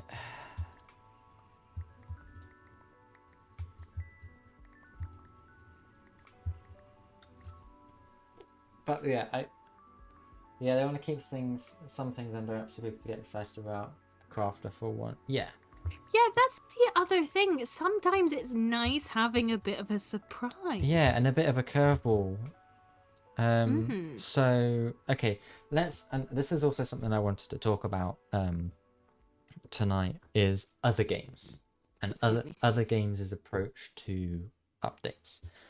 So okay, today Satisfactory released their 1.0 update. Okay, Satisfactory has been in early access for 5 years, for reference. And if we want to talk about other games and updates, I could talk a lot on this about a different game. And we're not talking about Sims. It wasn't Sims. Was it not Sims? No. Oh, was it 7 Days? You continue about your Satisfactory. Anyway, yeah, Satisfactory for the past few weeks have been... I'll get onto No Man's Sky in a second, Miner, as well. Satisfactory, it's been in early access for 5 years, okay? For that entire 5 years, there has not been a single inkling of story to the game. until now, until 1.0. The Mercer Spheres and Summer Sloops and SAM, Strange Alien Matter it's now called, hence SAM, SAM, have had they've been in the game, they've had no use at all. Now for the past few weeks, once a week, Coffee Stain Studios have been releasing small videos teasing some of the features coming into the game. So we have actually now what the Summer Slips are used for, what the Mercer Spheres are used for, which I'm super excited about, some of the new quantum tech, the fact that they've made trains go earlier, or like in the progress tree. But they've still not announced everything that's coming in 1.0. Like, I'm sure of it. There's still like unsolved teasers and stuff at the ends of trailers, like post-credit scenes. And I like that because, you know, Satisfactory, Minecraft, is an exploration game as much as it is factory building and automation. And it's great because, like, yeah, sure, you're getting some you're getting some updates. You can get excited about what's coming. But there's also that tease of there's more, and we're not going to tell you yet. Yeah. And I think Satisfactory did a good job of striking that balance of letting you know enough to get you excited and satisfy your curiosity to an extent, but also keep getting you excited for what they're not telling you as well. I think from the videos certainly we watched together, they seem to get a pretty good balance of that. Yeah, I mean, you're fairly new to Satisfactory. We've only played a little bit together fairly recently. But it is a cracking game, and the devs on it are brilliant. And now I want to talk about No Man's Sky because Miner did mention it. And I want to raise your comment there as well. I feel left behind with No Man's Sky. I want to get into it, but there's so much now. And I think that Miner's right. No Man's Sky is killing it with the updates. You know, they just released another quote-unquote major update. It's a bit smaller than Worlds Part 1. But that's because Worlds Part 1 came 6 weeks ago. Yeah, to be fair, I wouldn't buy it if there was another massive update that soon. I'd be like, that feels like it's not going to be fully developed that quickly after a previously big update. Yeah, and they're both like really good updates. I love the new fishing. It's a nice to have something a little bit more relaxing in the game, particularly after the last expedition, which was the first time you ever played No Man's Sky, correct, Eleni? Yes. Which was intense, wasn't it? It was. There was definitely at some points I did feel a bit overwhelmed. Yeah, for a new player, there was a lot going on. I'll be honest. I think it's probably fair to say you probably would have struggled without me. Yeah, I would have struggled a lot more with that. I'd probably spend a lot of time on YouTube. Yeah. Like, how do I do this and that and this? But then on the other hand, I also...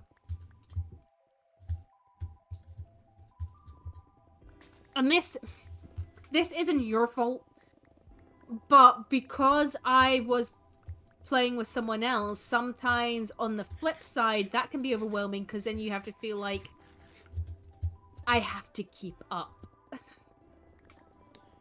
Yeah, and I think part of that then depends on who you're playing with. And I did sort of usually pop ahead a little bit on me, but I generally try to stay sort of much to where, closer to you than what am I trying to say here?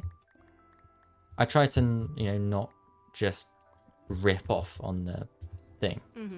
Though the other thing that was an issue sometimes when you jumped ahead, and this isn't your fault, but just that galaxy map, I don't like it. Yeah. Like, I know you're just like a stone's throw away, but trying to like turn it around and see where you are is a nightmare. The galaxy map does take some getting used to. I don't like it. Okay.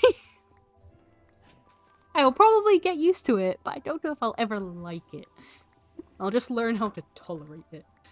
I think another thing that's important to keep in mind, though, when you're talking about like games and different updates, and this is where I'm going to bring up 7 Days, is because while they were better in the last couple of years, I've played 7 Days on and off for about 6-7 years now. And even at that point, it was an alpha for about 4 or 5 years. I think, yeah, because while now it's on its official release, it was an alpha for 10 years. And what you've got to keep in mind is, in the early days, the updates were abysmal. I don't necessarily mean content-wise. I mean, it was the same for No Man's Sky as well. No Man's Sky, when it first released, was, I think, generally touted as one of the worst games on Steam. But just for, you know, horrendous. transparency, letting people know of updates, community feedback, it was terrible. But what you've also got to keep in mind is, when 7 Days started off, it was very much a small indie game with just literally a couple of people doing it. And I think sometimes that's what people forget. It's like they're comparing what these bigger companies can do against a game that literally just has 2 people in their free time who also have full-time jobs, what they can do. And that's not fair. And yeah, it can be frustrating.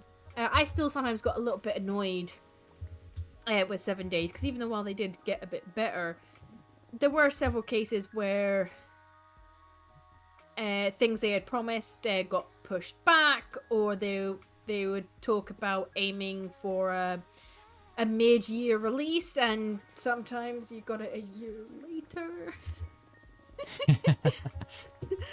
And so yeah, sometimes it felt like they were almost biting off a bit more they can chew, and it's like, I'm trying to be understanding, but you kind of have a history of making promises you can't keep, so you should learn from that. Yeah, and this is where Satisfactory dealt with the release date stuff quite well, because update 8, which was the last one before 1.0, they didn't actually really know a release date until actually quite close to the release, because they were still fiddling around with features.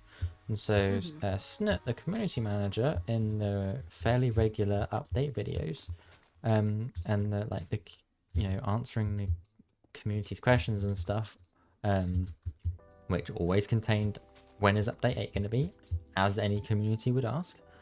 He was like, look, we're still working on some stuff, there's still a few problems, we don't know when it's going to be.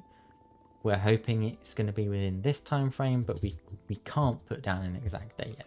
And that's where a lot of developers will fall into the trap of, they sort of start feeling the pressure of the community to put a date on it, and they put a date on it and they miss the date, and then the community gets annoyed, and the devs feel bad, and the devs get annoyed. And yeah, I feel like Satisfactory handled that a lot better by just giving the community regular updates and just being honest. Like, and that's the other thing, it's always better to under promise and over deliver.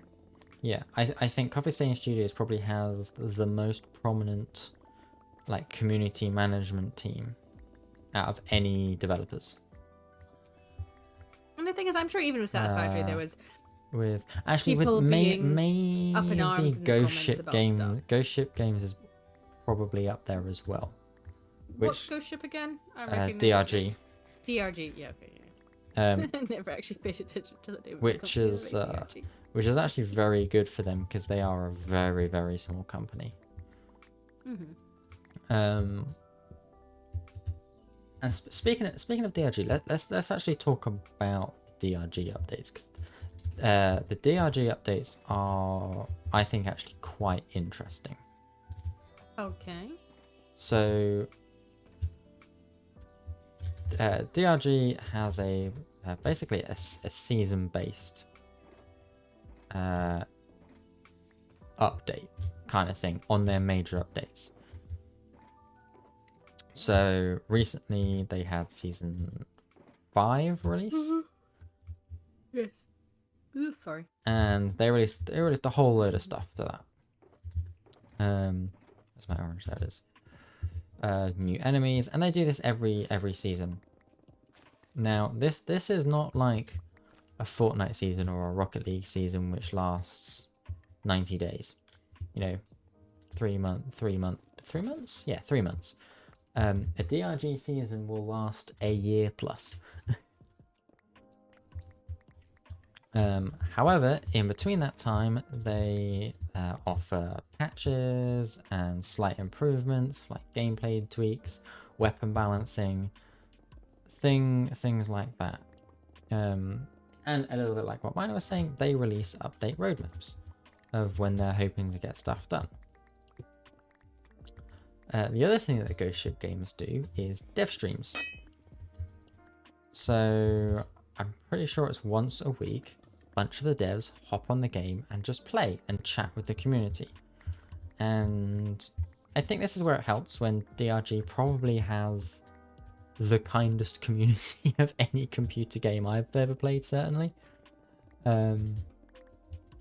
Like even like I've watched a number of videos of YouTubers being like, okay, everybody's been telling me to play DRG, let's test it out. And at the end of every single video, every single creator has said the thing that's blown me away the most is just the sheer camaraderie and kindness in the community.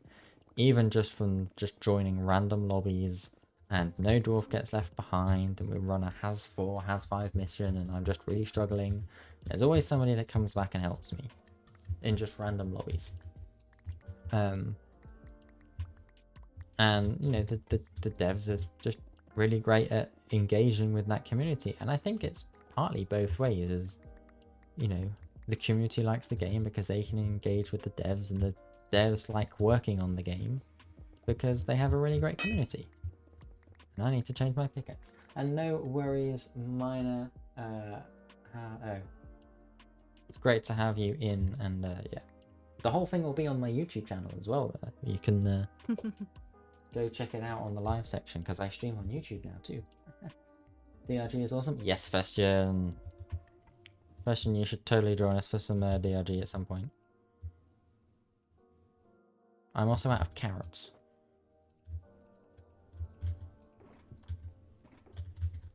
Where am I going in that one?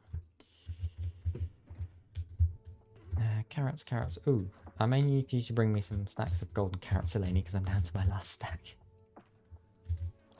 Oh, do you think so now? Please. Maybe bring some pickaxes and shulker boxes? Question mark. Actually, I don't need shulker boxes. I just need. What's the magic word? Please. That's not the magic word. Eleni number 1. Okay. Does that work? Yes, that is the magic word.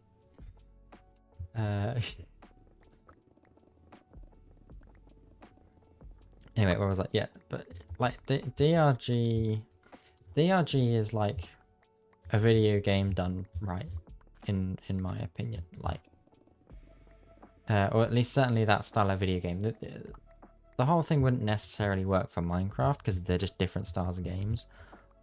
But you know, they are in a world where games are not just buying a game. You buy a game and then there's DLCs and then there's add-ons and then there's this pass and then there's so many other microtransactions that you're basically vomited into your face. DRG is one of the very few, if not the only game now that's just like, here, buy a game. Here, play it and have everything for free.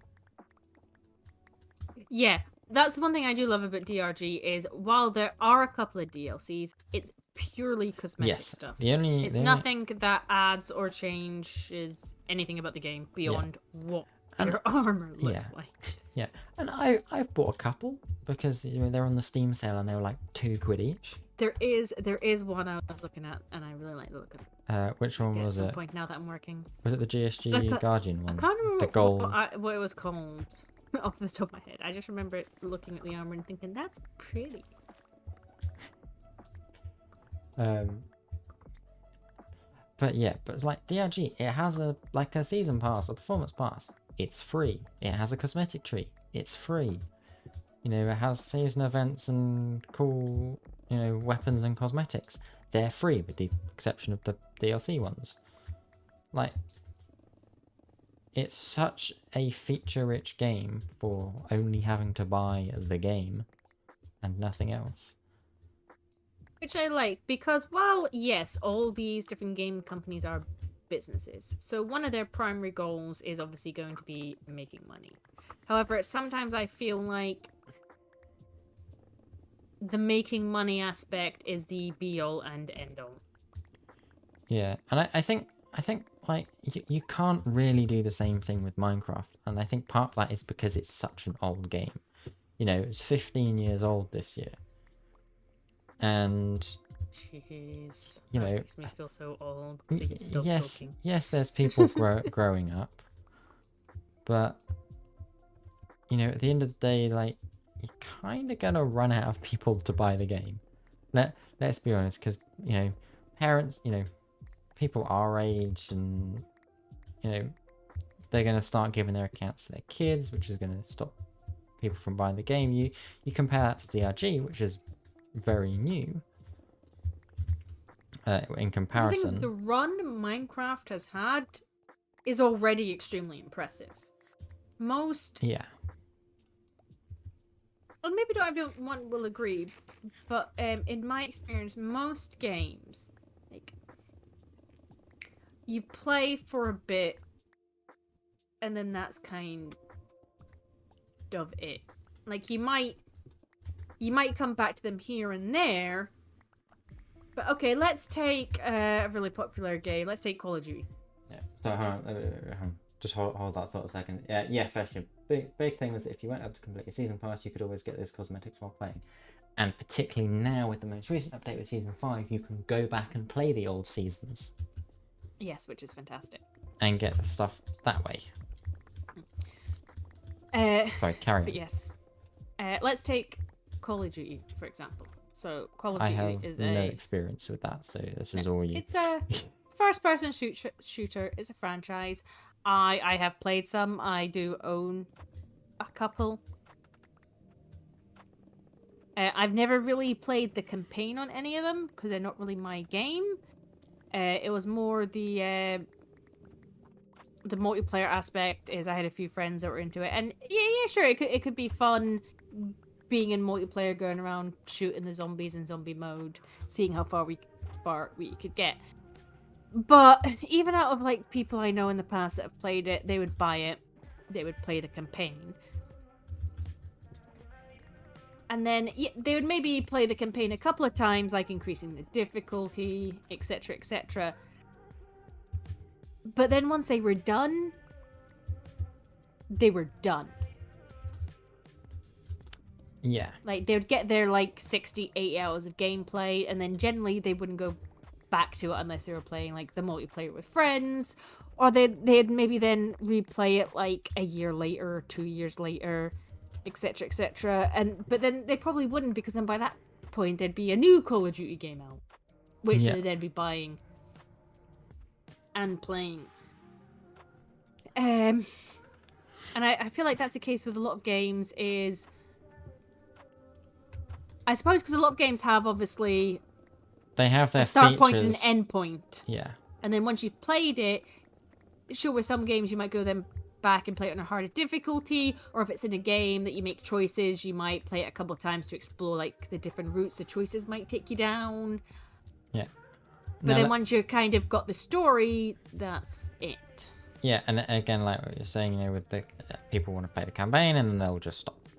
Now let's compare that back to DRG, where I have 463 hours in the game, because it's a great game that I love to keep playing. Because it's so accessible and there's enough variation in the game, and like, you know, there's weekly assignments that you can run, the deep dives, the challenges. There's like the Discord community and the Discord like challenges. Like, you can join a community in the Discord, and collectively those communities have like goals to reach in a certain amount of days, and you get a few minerals from it. Like cool things like that. And even then there's like enough variation in the missions types that, you know, I like, if I've had a rough day, it's quite nice to go on, pick a few missions that I like, and just shoot some bugs for a few hours. What? I'm not sure the best way to say this. One bit where we might differ with DRG is I do enjoy DRG. I love playing it with other people. I'll be honest, I'm not fussed for playing it solo. Yeah.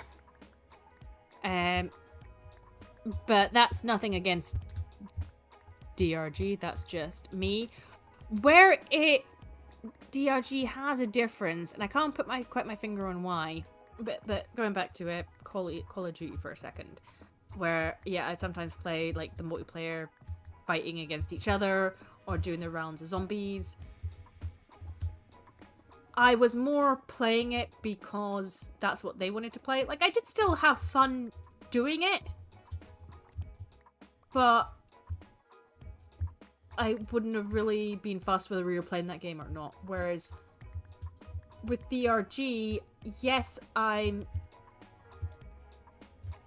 still only playing it because of playing with friends, but I do enjoy specifically playing DRG with friends, if that makes sense, rather than just any old game. DRG, probably more so for me than most of the other people we play with, but it's got that really nice, easy, smooth, like switch, transition, whatever you want to call it, between playing just to have fun and lark about with friends, for example Friday night, that I'll talk about in a second, and actually playing to do the hard difficulties, to like try hard. we'll use that phrase. The different times I'll play, so either solo on my, I was about to say solo on my own, like solo means anything else. But either I'll play solo and I'll be running like House 4, and actually proper picking really good loadouts and stuff like that. Ooh, that one's full, nice. And like using like, proper strats, etc. And then also, compare. You should finish what you're talking about, but then it's important you do the thing I just put in your chat. Yes, it is. Yeah, I was thinking the same thing. And then compare that to last Friday night, where we had 6 of us on DRG, and just absolutely having a whale of a time, laughing, going down, yelling at each other. In game, where and again, the DRG integrated mod support as well is. Oh, I love that. I think that is so great. And the fact that it's so easy for other people to join, like even if you're modded, if you're loading into someone who's modded, it usually pops up with this person has modded. Do you want to join? And then DRG will take care of it for you. What in the blazes is that? Great, and I love it. Sometimes oh wait, that's an iron farm. The mod can be a little bit iffy, because I know there's a couple of times, like when me and Luna played the other day, it didn't want to let her join mine, and I know there was a case where one time you were playing modded and I had to restart the game before it would let me join. Yes. But that's just modded games.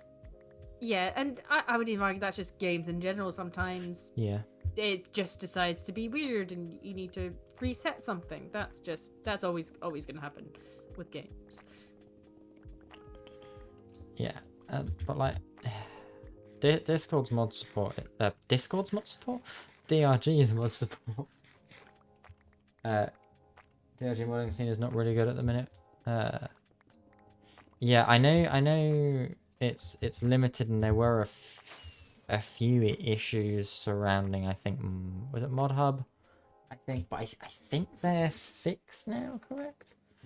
If I remember correctly. I'm not entirely sure, and obviously we're not talking about like specific mods for DRG, but just the ease of accessibility, certainly when we were setting it up, was Mod.io, sorry, and, that's it. Yeah. And I know there are other games where if you want to add any mods, it's an entire rigmarole. That word will do. To get it sorted, and then trying to get other people set up on mods. The fact that with DRG the game kind of takes care of it itself for other people, because obviously not everyone's always particularly tech savvy with setting up mods and making sure you're in the right files and Yeah. all that stuff. Yeah, it's great. Yeah.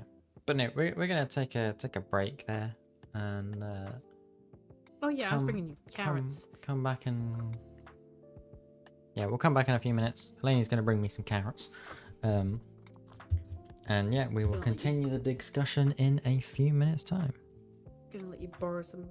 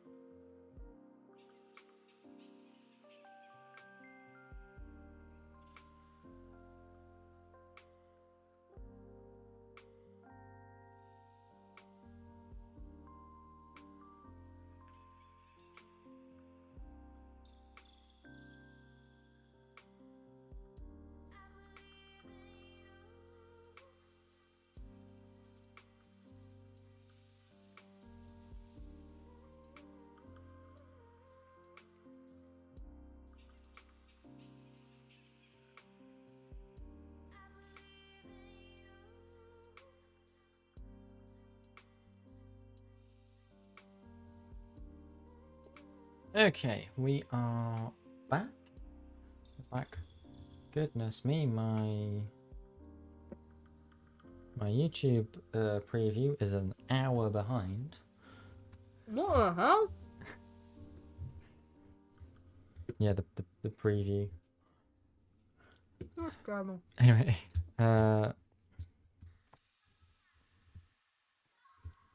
anyway, let's carry on. What else? Let's have a little look more into the article. I think I know what I want to talk about next.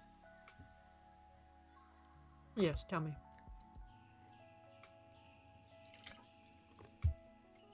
I think it's probably actually the last thing really to talk about. At least mainly around the Minecraft development stuff. And that is the change to Minecraft Live. And obviously we talked about a little bit with the retiring of the mob vote and all around that.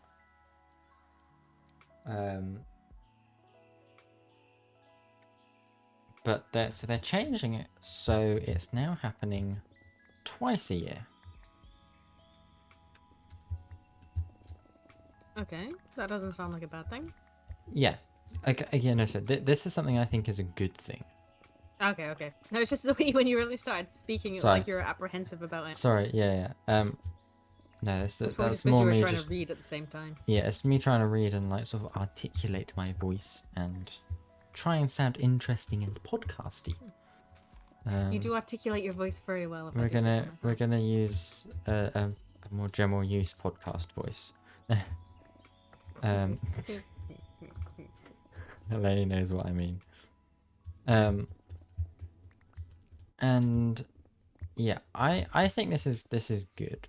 For the, oh hello, carrots.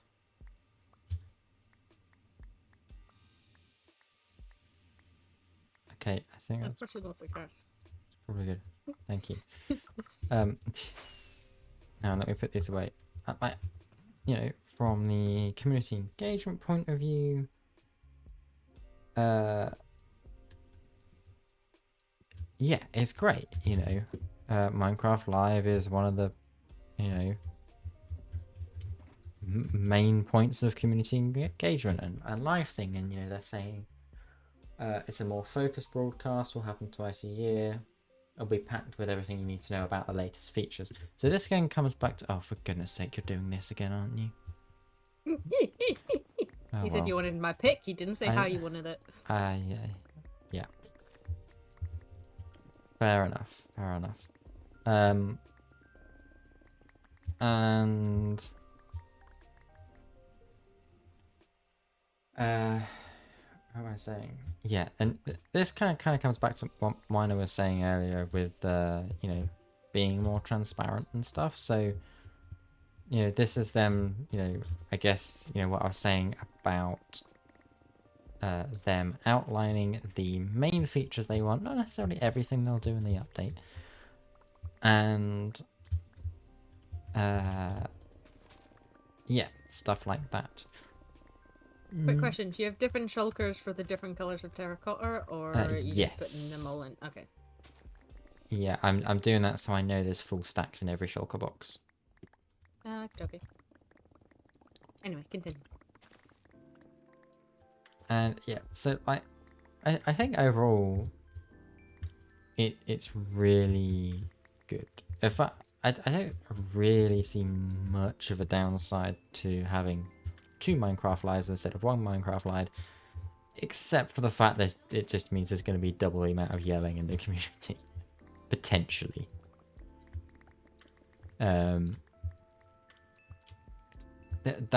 That's kind of a thing that you're kind of just gonna have to do it and see how it goes with all of the new changes. What I would have liked to see, and this is the point that when we were talking about actually how would we like to see them do the update schedule, is use the Minecraft lives to launch the updates. So rather than say having what we're hypothesizing as an update every month, and don't forget we need all of the terracotta as well, Eleni. Yeah.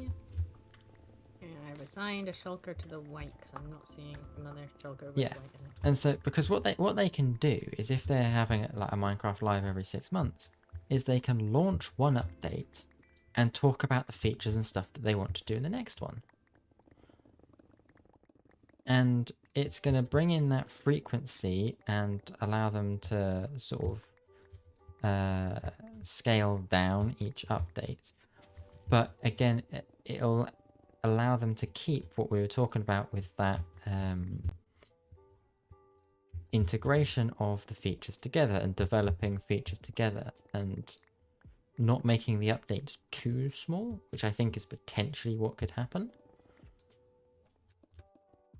And I think this is probably like my main points with like what I'd like to see for the update quote unquote roadmap is yeah, actually use the Minecraft Live platforms. Keep using them as to what they're about, what they're saying they're using them as a platform to discuss you know, the latest features they're working on, what's going on testing and stuff.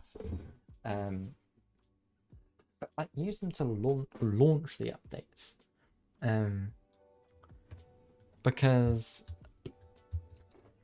that then is also going to help like unite the what the heck, where did that shulker box go? Didn't go on here, did it? Oh, there it is. It's going to help unite the community, and that everyone gets together on Minecraft Live like, okay, cool, there's an update about to be released.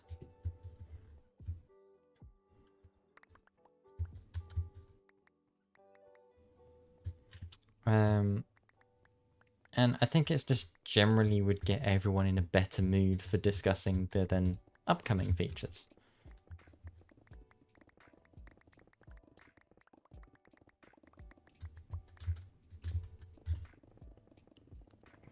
But yeah, personally, that's how I would like to see it done. Did you move the normal terracotta shulker? It filled up, so there Okay. should be another one somewhere. If not, if you can't find it, just start your own one.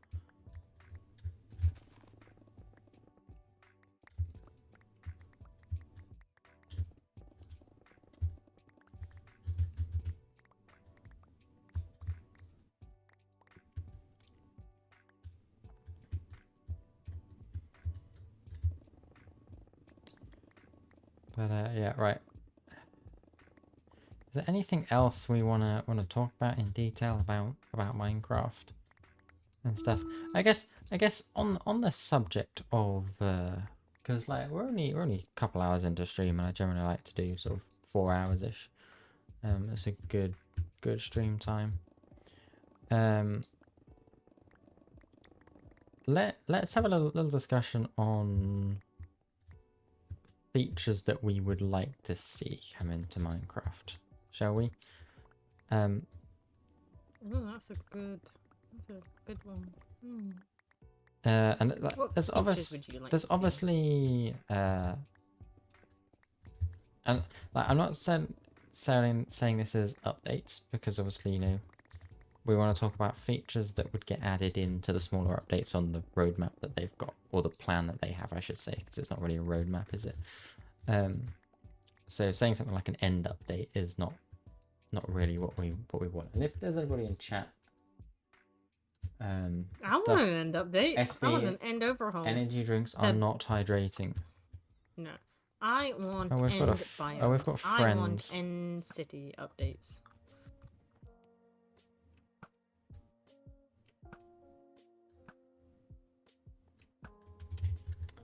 Yeah, I mean, Thank you. Do you know what I would kind of like in Minecraft? Go on. So I know technically Minecraft does have lore.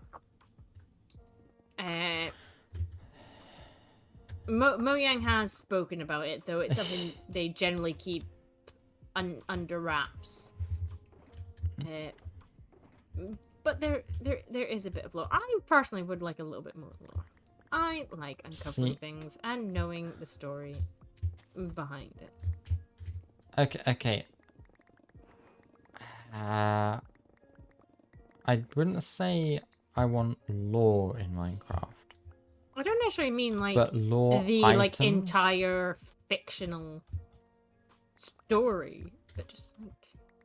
But yeah, I'd like to see more lore. I guess lore items for the player to make their own lore up.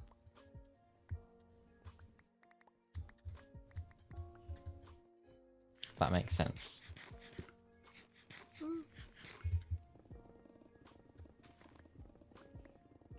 That does make sense.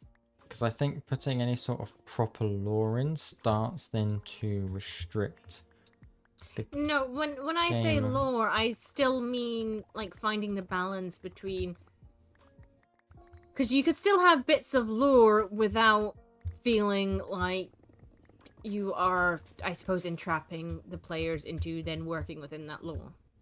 Yeah. Like, I feel like they could still give us a bit more while keeping that balance.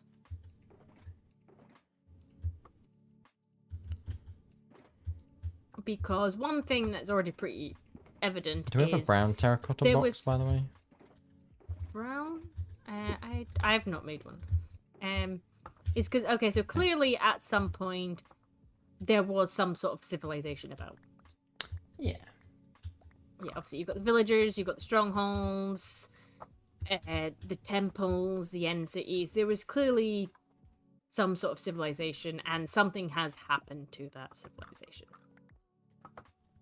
Obviously, what exactly? We don't know. So I feel like you could expand a little bit on some of the lore that is already there without taking away from the freedom of the players to create. Oh, there's the rest obviously of you. you couldn't. Yeah, obviously you couldn't go really deep into you have a flint it and because then steel? you. I do. Cool. Can in you come? my ender chest. Aha. Yeah, so obviously you couldn't go heavily into the lore without having that problem, but you could go. I feel like you could go into it a little bit more. Yeah. Just gonna set a ring of fire around him. The ring of fire. Baby, burn. I fell into a burning ring of fire. You went down, down, down, and the flames went wider, and it burns, burns, burns. The ring of fire. Oh, he's dead. I didn't finish my rendition, sir. Rude. Oh no, what a shame. Anyways. I'm gonna pretend I didn't hear that obvious sarcasm in your voice. Sorry, you're not getting my pick anymore. Kiss my butt.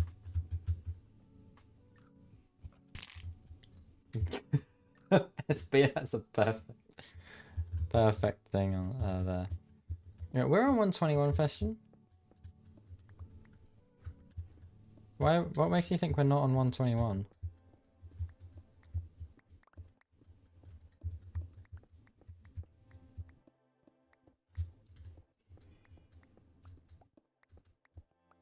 Why do I have so many damn sticks?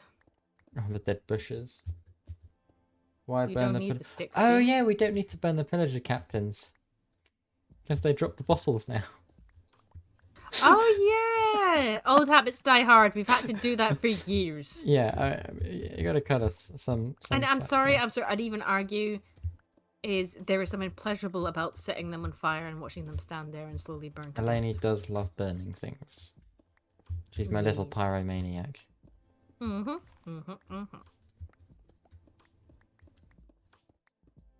Oh, there's a funny reel I should send to you. So it's awesome. We here on Interrealms do not condone arson or playing with fire of any kind. Just for clarification. Yes, I would like to expand on that by saying I only play with fire inside games. I do not play with fire in real life. Fire is dangerous.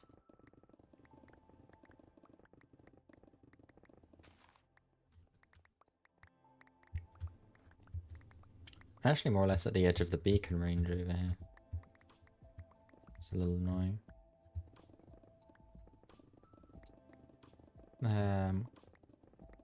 What were we talking about You are being horrible to me about my singing. before that? Rude, sir. See the audacity? See the audacity! I think we should ban the streamer.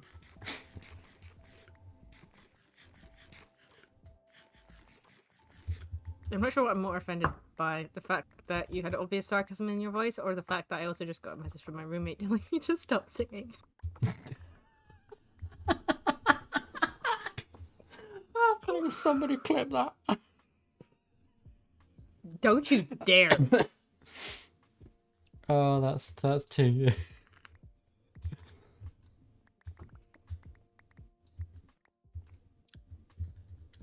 It's funny because he's actually he sent me one earlier as well.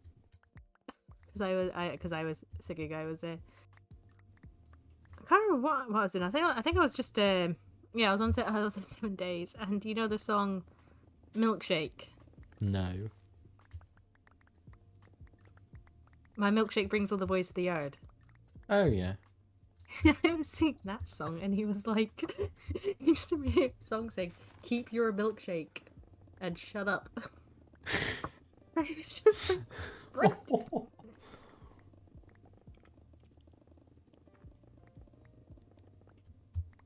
I should have sung louder. I think I'm gonna do that from now on. I hope you're prepared. And mute. That's it. You're definitely. I'm going back to my own digging. Okay, I'm sorry. You should have thought about that, sir. Oh, that box is full. Please stay. Ooh, red turtle. Since you asked so nicely, I'll consider it. But you're on probation. I'm on probation. Any more cheeky comments, and I'm going back to the sand area of this mining district.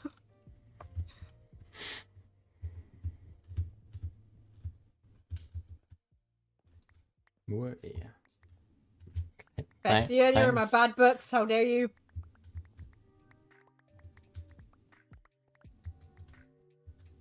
I still think one of my favorite clips on this channel was the one, the aggro clips of me dancing to you singing Barbie Girl. I love that clip.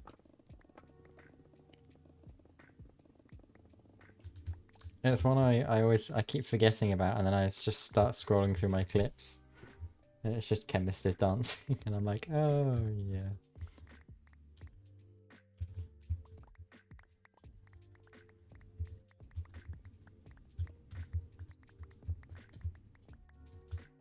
That song is Far less PG Interesting. than pop culture would let you Yeah. think about. Yeah.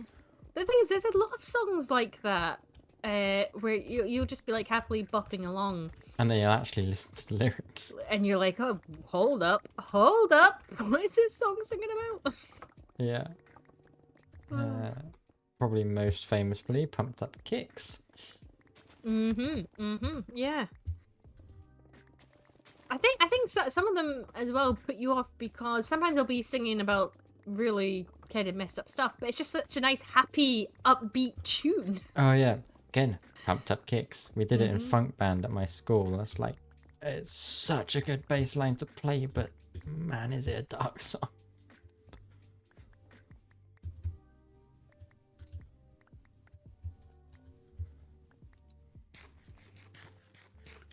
But yeah, anyway, we were talking about features we'd like to see in Minecraft. And I think yeah, we've mentioned a few before. Obviously, I said about tinted glass making beacon beams invisible. Hmm? Tinted glass making beacon beams invisible. Oh no, the was of agreement. Oh, Not is I'll it? say that again. Oh, I sounded like you just gone as if you've not A heard. questioning rather than an affirmative. Yes, yes. Not an Yeah, I think that'd be good because I know.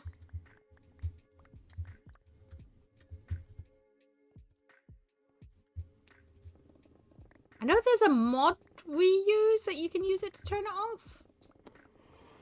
Yes, but that just there's I think there's a resource pack, Vanilla Tux resource pack you can get.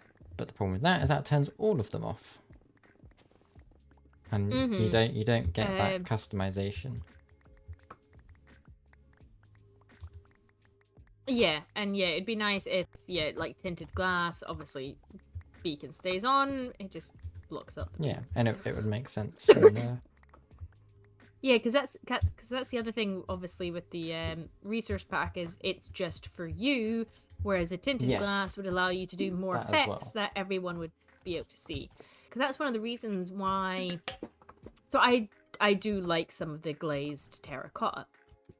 And I know sometimes some people have mentioned, because sometimes with the designs is obviously I like to do odd numbers for a lot of designs.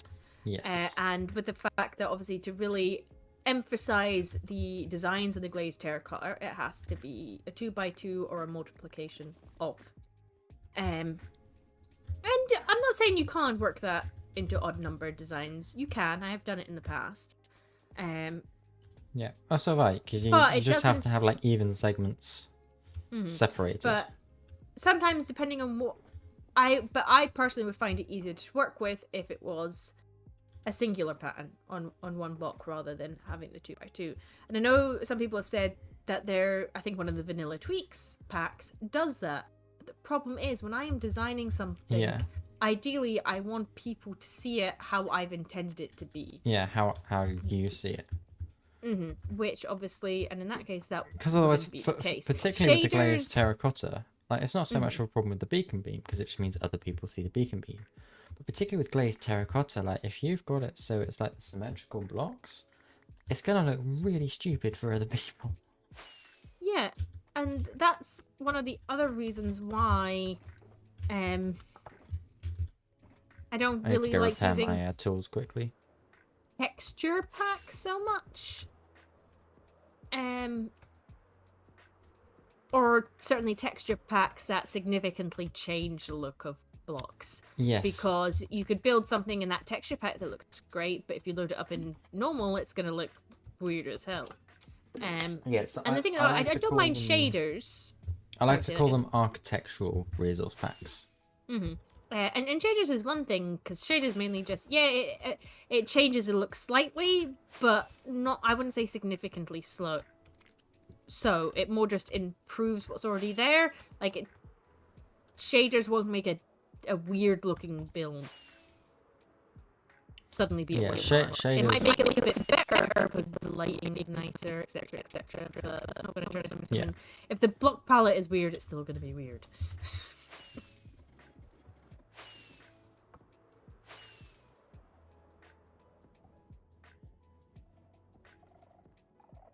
These are all firing off.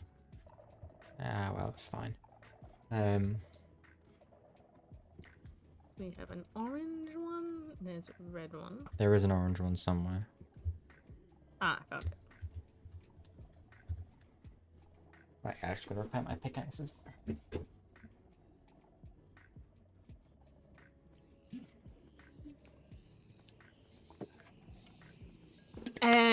One thing I would like is more block variants. Yes. This is quartz to have walls. Okay.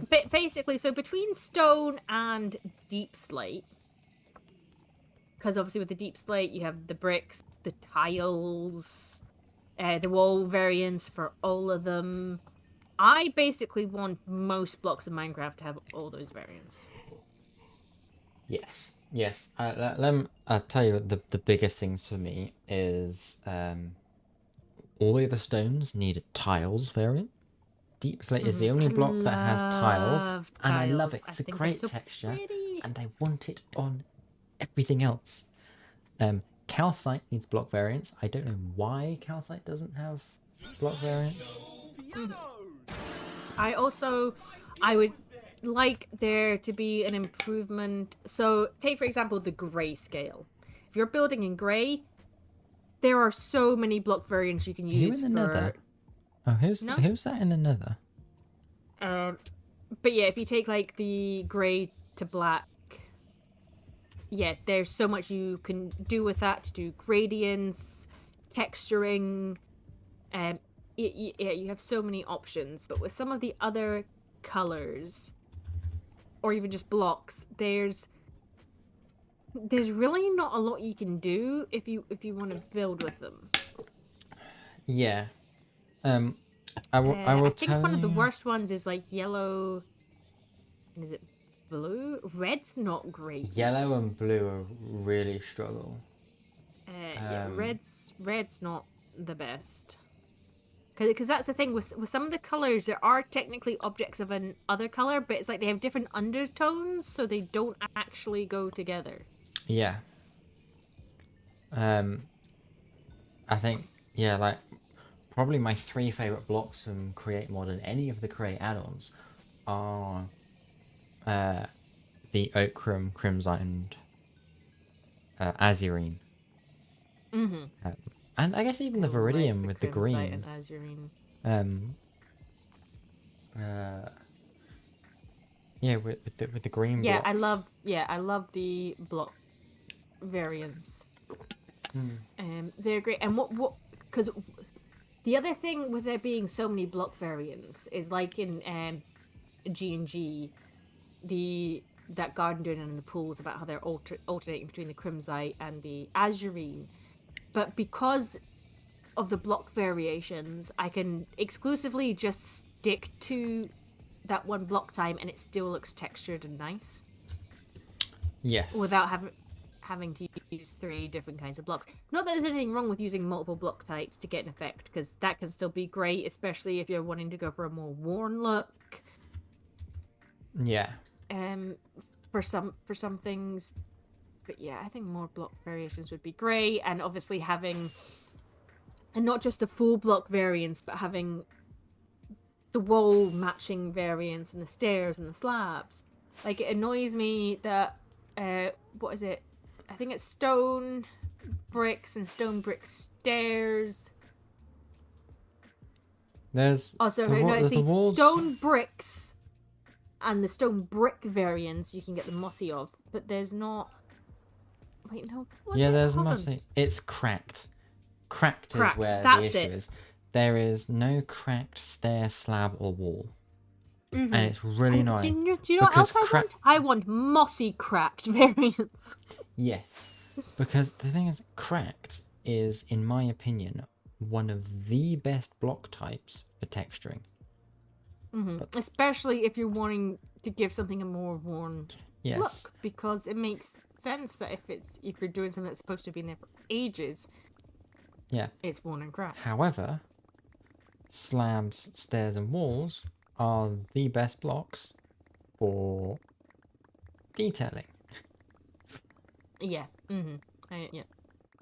And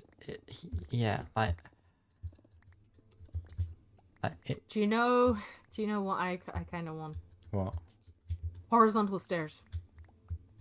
What do you mean horizontal stairs? To them sideways, almost like a corner piece.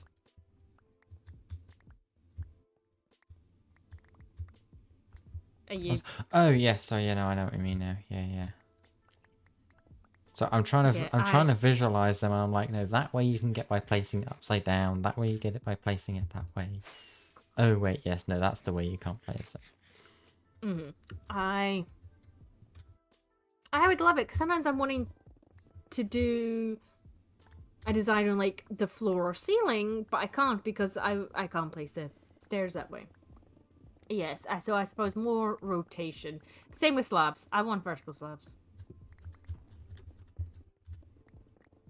Yeah, I mean, like, I'm not so fast with vertical slabs. I think when we talk about this sort of detail blocks, you have to be careful not to give yourself too many options. And I know this is what a lot of people, like for example, Luna has said about why they sometimes struggle with modded is there's too many options. And yes, adding all this stuff is very good, but Mojang does have to be careful. And I'm not saying this is the case for anything we've suggested so far, but Mojang does have to be careful not to oversaturate block choices I and stuff. do agree with you, because at the same time, if you had exactly what you needed handed to you for a build, you wouldn't have to get creative. Yeah, And some of the ways people get creative is absolutely fantastic. Yeah. But one thing I just want to clarify is I'm on for all these variations of blocks we already have, not necessarily new ones. Like, yes, there are, for some of the color palettes, I would like there to be a bit more to work with, because for some of them, you couldn't do certain kinds of builds in that block palette, because you just don't have the block palette to do it, and those blocks that are in there don't have the variance you need to really work with it on a grand scale. Yeah. But you are right, you don't want to go too much the other way and get overwhelmed. Like, it's not been the first time sometimes playing around with modded.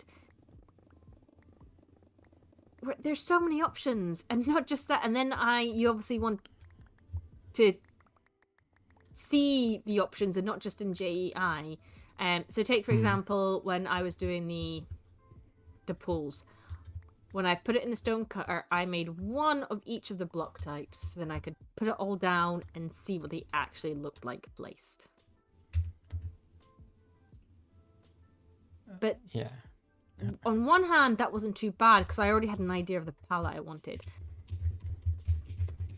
But that would be so overwhelming if you are still trying to decide the palette or style, and then potentially going, because in one sense it's already easy enough to get, sometimes when you're looking for block palettes in modded and you're looking at JEI, to go down the rabbit hole of looking through all the blocks, and that could take a little while, because it's not a case of just clicking through it. Like, obviously if you're deciding palettes and stuff, you need to actually have a look and then go back and forward. And like I said, sometimes how they appear in JEI isn't always exactly how they're going to appear placed. Like, it's not the first time in JEI blocks look like they might go together and you place them together and you're like, nah, or vice versa. Yeah. So yeah, you can end up then spending more time than it'd actually take to do the build just deciding what blocks you're going to use. Yeah.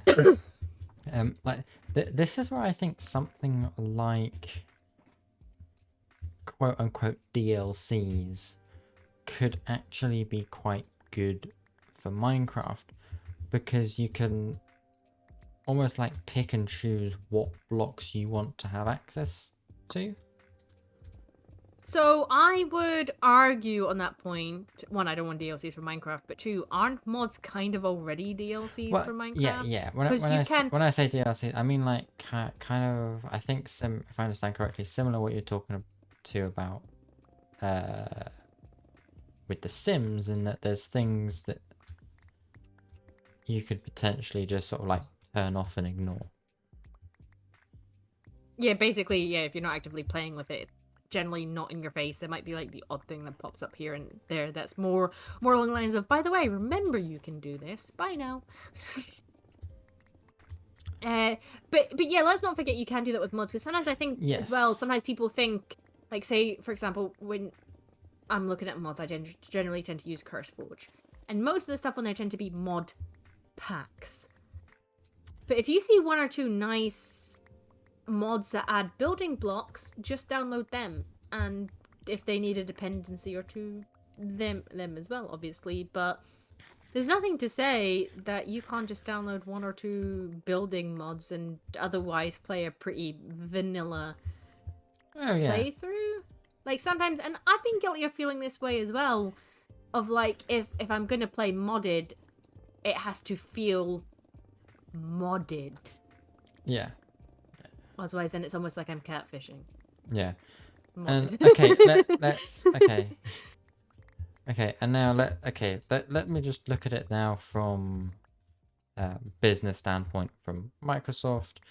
You know, wanting to develop the marketplace, things like that. You know, and you know, I don't necessarily agree with this. You know, far from it. I would hate this if it was implemented, but from a business standpoint, adding those sorts of things in, even for just something like, I don't know, 50 pence or £1 for a block set. Like, one thing I would also like to point out quickly with the marketplace is the marketplace, some of it doesn't just exclusively go to Microsoft. I'm pretty sure the creators of said things also get some of it. What oh yes. amount it is, I don't know. And that is one thing I'm glad about, because while Microsoft is making money off it, they're not getting stuff from the creators of said stuff for free and then making money off it. Yes. Yeah. So from that angle, sorry, I've totally just taken over your point. No, you're fine. But yeah, from that angle, I do kind of like it, because I like seeing, because there's, on the flip side, there's a lot of the Java modders, they don't get a penny for it. They do it completely off of their back for free, which on one hand is great that they have the capacity and time to do that, but I like the fact that with Bedrock, there is a system set up to do that. Because I feel like as well on the Java side, I feel like people who play Bedrock don't bat an eye at it because they're used to it. I feel like where some of the issue might come if, say, Java was completely Go or completely get merged with Bedrock is you'd get a lot of, or even in Java, if some of the modders were to start charging, even if it was only 50 pence or £1, you'd get some people being so butthurt over it and crying. Like, I've seen in other games some of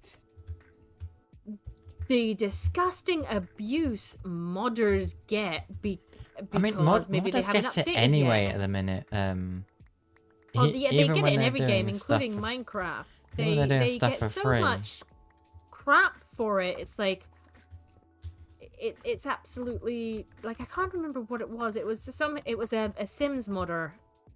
I can't remember exactly. To be fair, there's never an okay reason for it, 'cause the person was getting death threats and stuff. But I can't remember exactly what the reason was. It was something to do. No, what it was is because. So whenever there is a new expansion pack, there's always a major update to the base game as well. Yeah. And because of a mod this person had made, and the update to make it work with the new base game update and the DLC would amend pretty much an overhaul of the entire mod. The person would have to basically rewrite it from scratch. Yeah. Basically just saying, one, if they do decide to do it, it's gonna take a while. And two, because of the amount of work, and this person, they didn't say, but I'm assuming they probably have a full-time job or in school or whatever as well, because they don't make any money off this, so obviously they'd be doing it in their free time, that they don't know necessarily if they will, and if they do, when it would be. And just the sheer amount, the lack of empathy some people had, like, was at, and this, I know I'm talking about Sims here, but it's true in all communities. Oh yeah. Is absolutely disgusting. I can understand, like we were saying before, being a bit miffed and being like, oh, well, that's a shame. I would have liked to have that. That's fine. Sending someone death threats is not. No.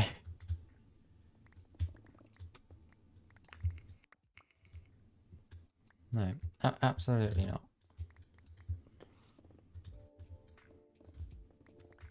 Anyway, so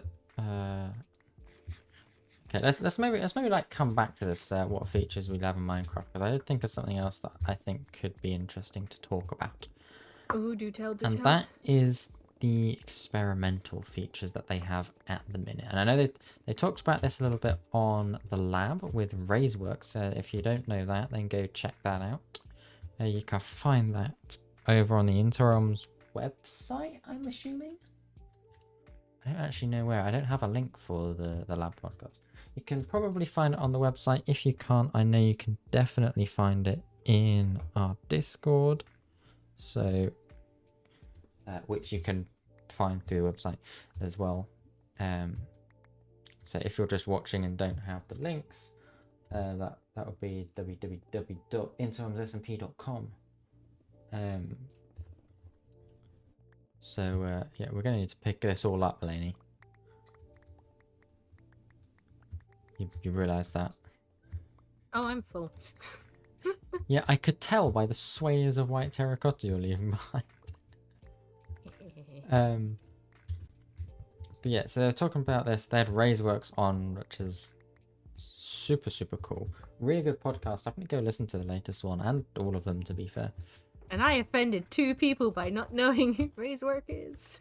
Yep, you offended many people by not knowing who RaiseWorks is, I Wait, think. who else did I offend? I know I offended you. I offended Troj. Well, you've probably offended a few people by just admitting to it, so... Yeah, well, those people think I smell that.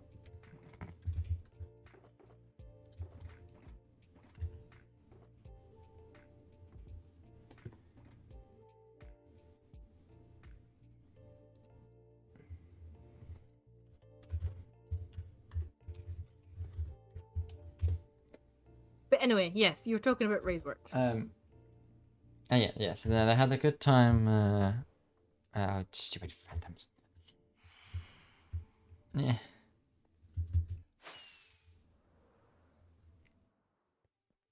There we go.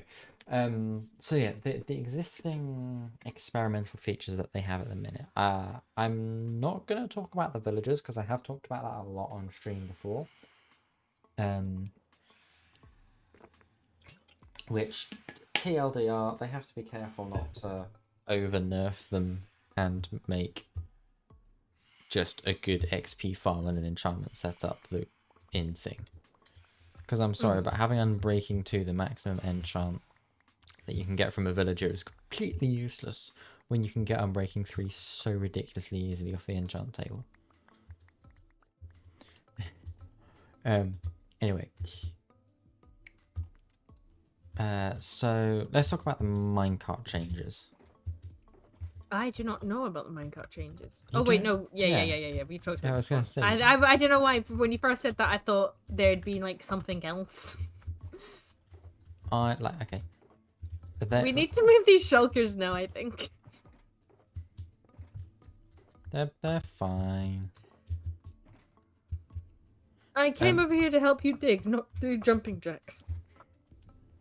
I love the minecart changes. The minecart changes are brilliant. They're making the positioning on the rails much more reliable.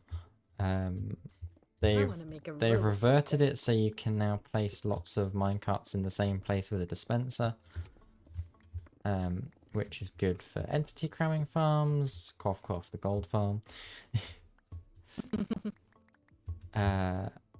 The whole momentum thing is amazing. The speed change command is good.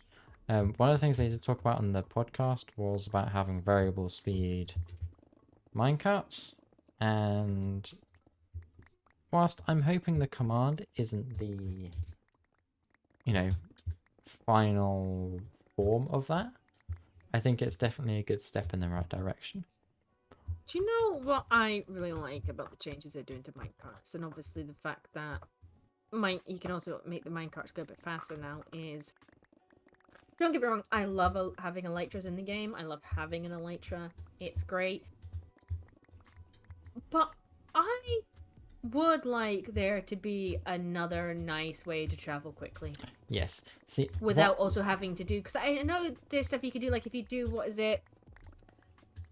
the thing with pistons in minecarts. Piston you can go, bolts. like, Yeah. yeah, you can do like super. I'd like there to be something that you also don't have to do a whole bunch of stuff for, if that makes sense. See, if I had it my way, I would, if the minecart features get taken off experimental and put into the base game, which I imagine they probably would quite soon, and Interarms updates to said version of the game with that, I would put forward something like, okay, can we make minecarts as fast as Elytra, or maybe a bit faster because you're like limited by rail movement and stuff like that, to kind of balance sometimes, I know I've had the idea, and sometimes other people have had the idea of having like almost like a little subway system. I think or you're full something. again. No, I'm fine. No, okay, you're just leaving. Yeah, but having some sort of like subway system or something to that effect. Yeah. But it's like once people get Elytra, what's the point? There is no point. Yeah. No one's gonna use it unless it's for a prank or something for a video. It's gonna feel like a lot of wasted effort. Yeah, and you know, we had the old location before we ripped it up and picked a new one. We had a minecart path rail to where we were going to build the blaze farm, and it's like something like that is quite good because it means you can just, particularly for those long distances, you can just hop in and just go and wait. You don't have to worry about using rockets and like controlling your actual player and stuff like that. Do you know But actually it takes so long. Oh my god, do you know what would be amazing? What? If you could essentially make a train. So you could say there was something you could do like to coupled like join. minecarts? Yeah. Yes. That's something And that Good can you Times with imagine how Scar has amazing talked about a that lot. would be as well, especially for moving masses amounts of stuff? Yeah, Because I know you have shulker boxes, they're like freight trains. but even still, take example of, like the stuff we need for our builds. Like I know for the most part we're doing a lot of the resource gathering near there, and we've got shulkers, but still, it'd be so cool to set up a little rail line and just send stuff like, up. almost do what we're doing in G and G. Yes. Which you know, And you know, saying that, you know, does bring to mind, actually, do you kind of have to be careful that it doesn't come across too modded like that? See, I don't think it necessarily would, because it would essentially be, you've already got the minecart with chest. Yes. And the minecart with furnace. Do we still have the minecart with furnace, or did they take that out? Yeah. But yeah, so you technically already have pretty much everything you would need. Maybe upgrade the minecart with chest. Actually, no. Because where I feel like it would benefit, even though you've got the elytra and you could just fly the stuff over, is you don't have to stop to fly the stuff over. Just load up the shulkers in the minecart chest. Couple that and the... Because the problem with the minecart furnace is, because technically in the game you could do that. You could send off a minecart chest powered by a minecart furnace and send it off. But obviously if you've not...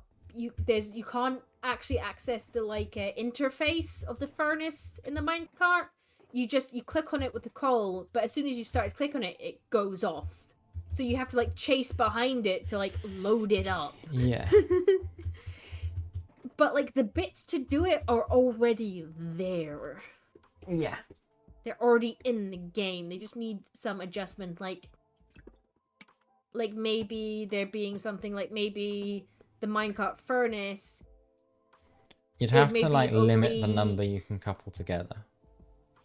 Yeah, that, and say for the minecart furnace is even once you put the coal in, maybe you then have to power it with redstone, or it only activates by a powered rail to send it off. Or you can actually get into the interface and shift click in a whole stack.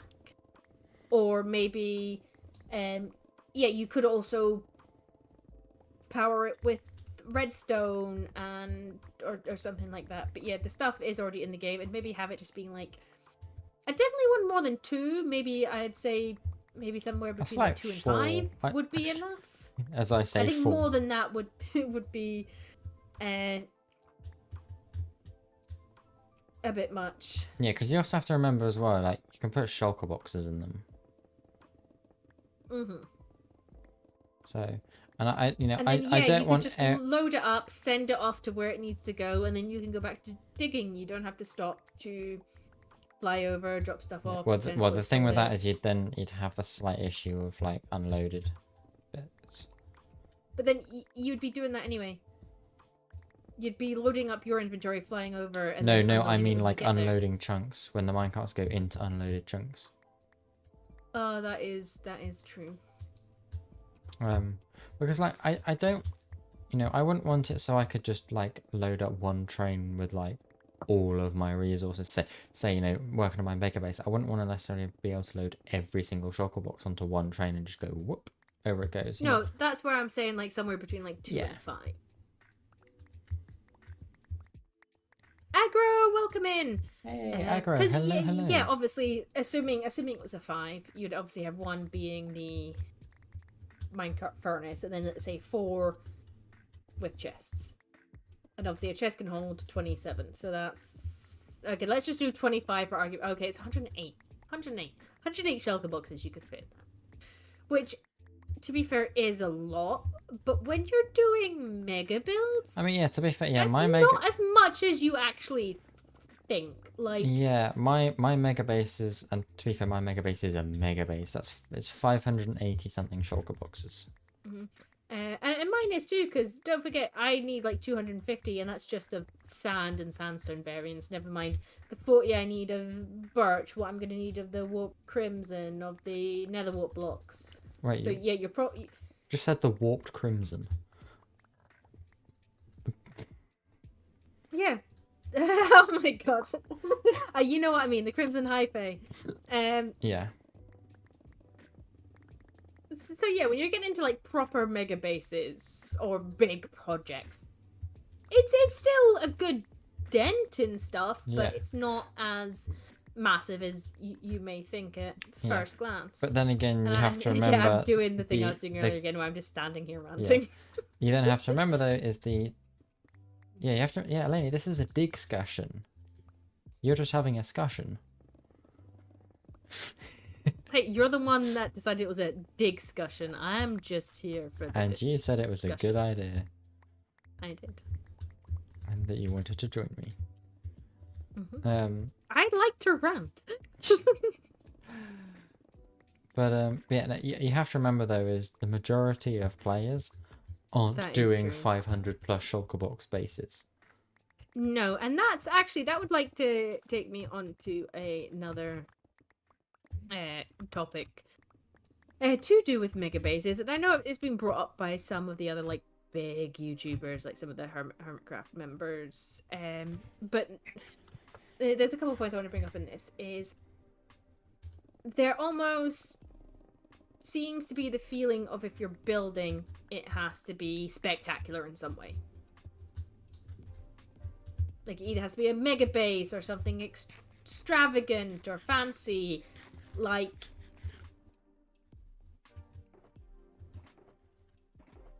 yeah, that it has to be over the top in some way. Like, just doing like a quaint little house isn't good enough. But also, and I don't know, it came up even on IR, and it is no one's fault, but obviously because you have some absolutely amazing builders, couple, how dare you? Looking at you on the server right now. And then you have other people on the server that aren't so great at building, and then them almost feeling then intimidated to build anything because they don't want to be compared. And even though while we might not compare them, if they're doing content, they may get compared by others. Yeah. And I know actually that came up in our community engagement meeting, because we were talking about something to do with building, and possibly some people might end up being, well, I don't want to build something next to so and so because then it's gonna stand out even more like a sore thumb if it's not up to par, because they're not really a builder person. I was having a think about this the other day, because I think this is something I find quite interesting discussing on the lab. Not so much building, but more broader in terms of stepping out of your comfort zone in, you know, your playstyle in Minecraft. You know, I am still actually kind of relatively new to building in Minecraft. You know, I've only really been doing it for probably about a year now. And the biggest thing that or the sort of the thing that flipped a switch for me in actually just like getting stuck in and building and finding my style and getting confident in it is it's not worrying about what other people think,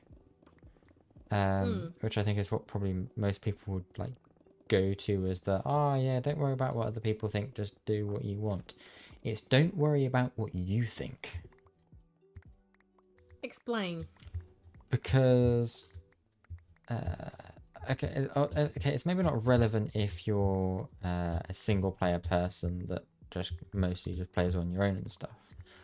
But particularly for me, being around in a multiplayer setting and, you know, being very active on Twitch and seeing all of like the other builds and stuff, you know, I was constantly thinking as like, oh, you know, my build is nothing special. It's really simple, like my build style, and I don't particularly want to do much with it and show other people because they're not going to be that impressed. And I remember it was on Tanish's sub server when I built my ocean monument base, and people started going, oh wow, that's amazing, or people going, oh, have you tried doing this to improve it? Have you tried maybe tweaking this shape or using these blocks? And I found where I was kind of jumping to the conclusion of stuff that was like stuff, and I've said this a lot before, but just because something simple is simple to you does not mean it is A, really good, and B, simple to other people. Yeah, one thing you've got to remember is I think for most people, their biggest opponent, their biggest critic is themselves. Yeah. Like, even I've done it. I've built builds and I'm just like, I'm not happy with that. And other people have been like, what you want about that is absolutely fantastic. But yeah, at the end of the day, I would also argue, and this is going to sound like I'm going directly against what you're saying, but in a sense I'm not. But the only person whose opinion on your build really matters is your own. If you are happy with it,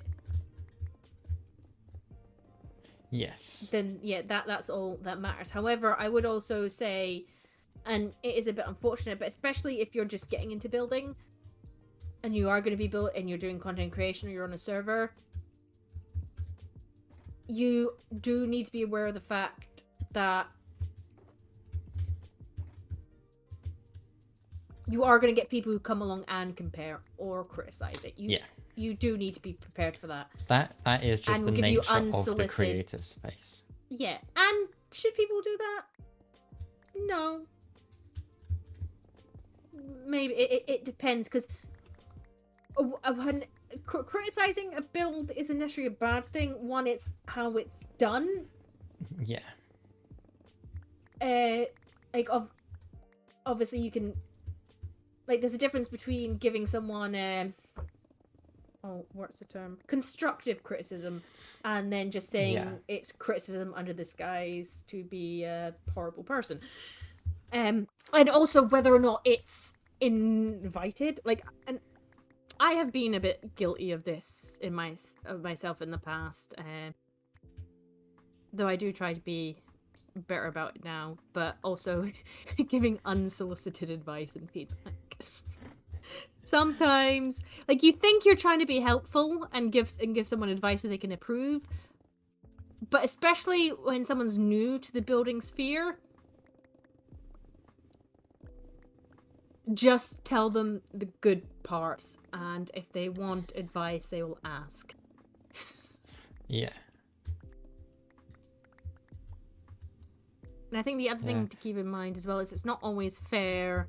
And I think it kind of goes both ways though. It's like if you're new to building, like, don't be afraid. Show people and ask them, like, do you think there's any...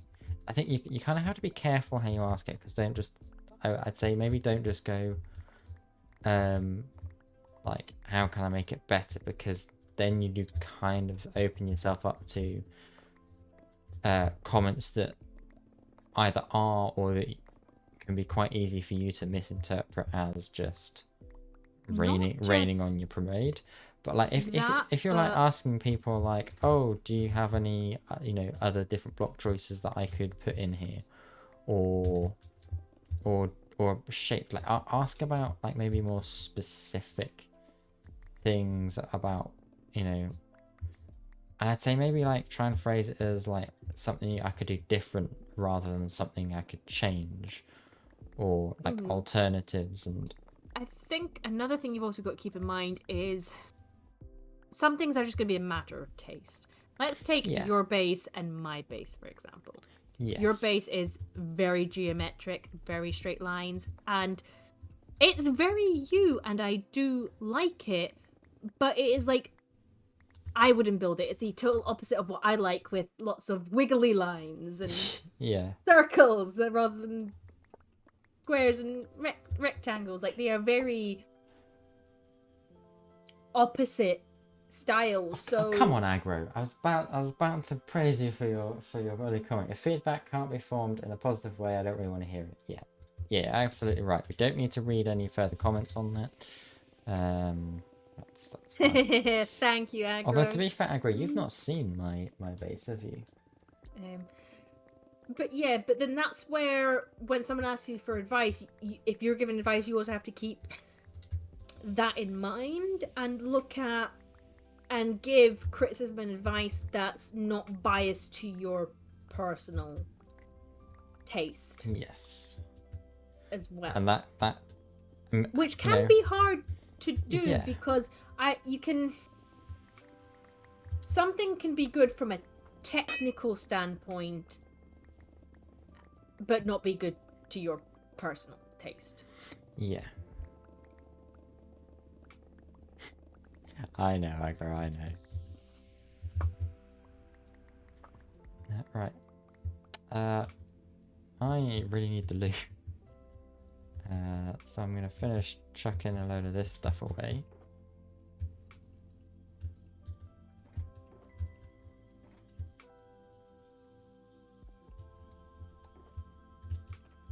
Where's the brown one? I just finished it. It's going in this one now.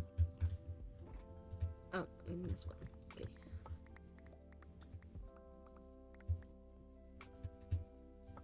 Don't break that pick. I won't break the pick, don't you worry. I have the Tweakaroo swap as well anyway, so...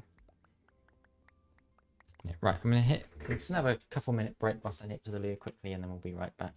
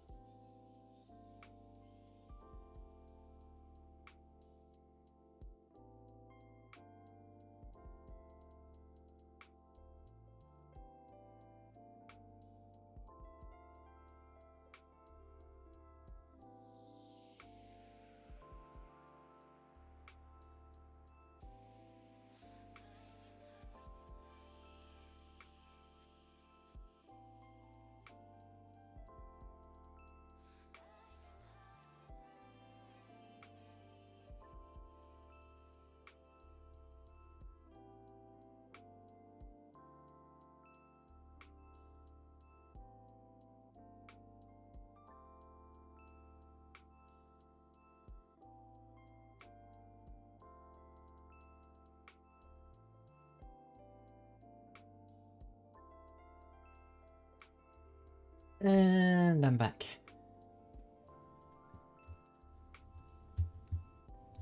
Welcome back. Thank you, thank you. But anyway, back to our original dig-scussion point. The new minecart changes, love them. I do like them. And the whole momentum thing as well. You can do jumps as well. Like, there's going to be a lot of theme park builds when that comes to that official release. I want to make a roller coaster. I want to go wee.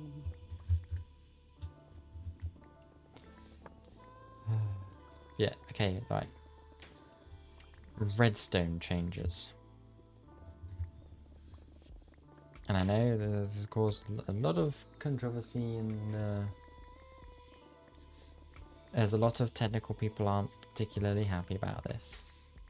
But let me read you the comment, because this was the main topic of conversation on the latest lab podcast. So let me tell you what.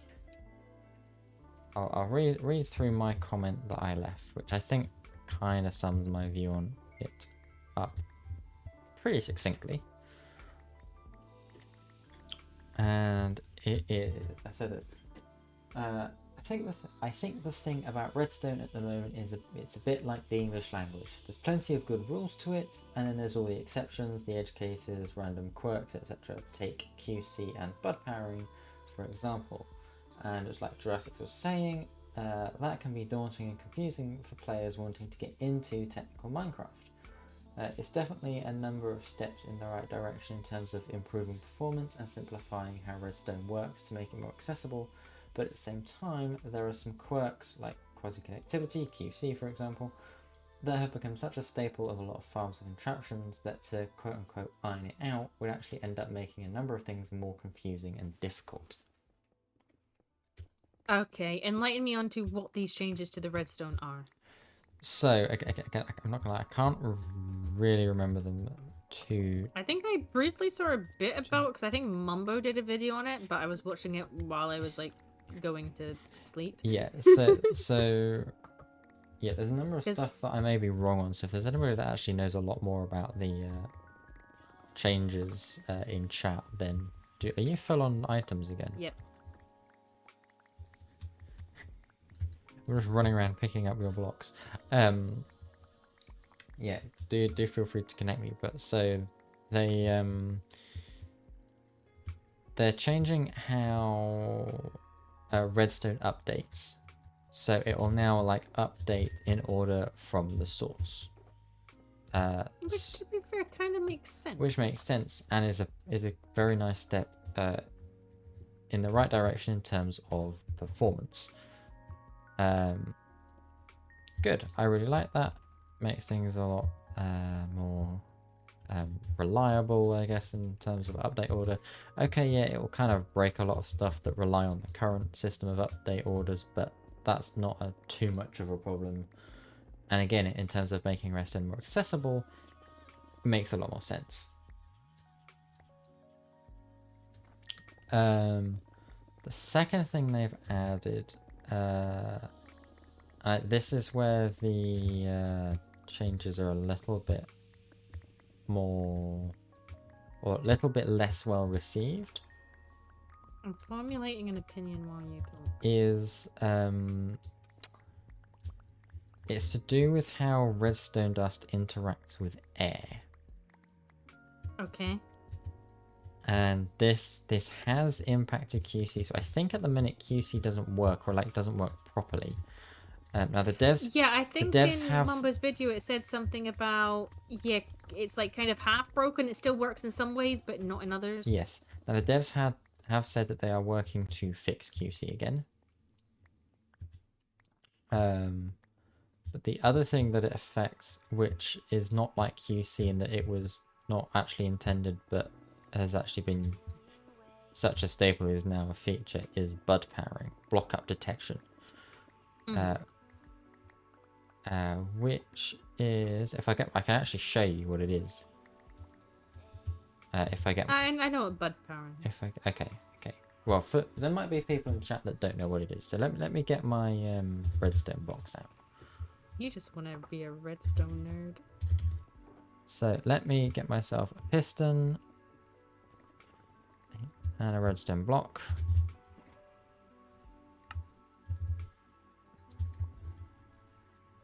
And we do that. We do just to show that's nothing to do with it. I've done that wrong. And we do that. Okay. This should technically power this piston because of quasi-connectivity. Now if I do that, it extends. So block update detection. This won't actually update until it's been like told to update. Hence why I've removed the power source and the piston stick extended. If I put something next to it, for example, it changes state. That's in essence bud powering. And a lot of farms and contraptions will make use of that in various different ways and forms. And it is very helpful. It can also be very annoying. So for example, the sculpt farm that I finished making with Otter today, that you will, if you follow Otter on Twitch, you'll have seen on her stream. And it will be coming out in a video of mine most likely next week, maybe this weekend, we'll see. I actually had to redesign a part of it because of bud powering. And I had issues with it. And it's affecting how that behaves. It's affecting how redstone dust behaves on glass in front of with pistons. So I think it's now made it so that if you run redstone dust on glass over pistons, I think it now updates the pistons. I think you may be right.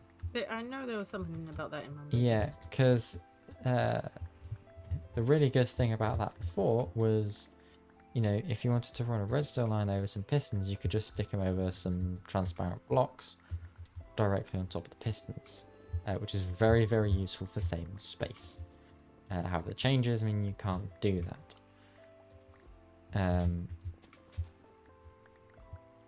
And yes, I think, yeah, it's like I said in that comment of mine, we're also out of the beacon range here, Lainey.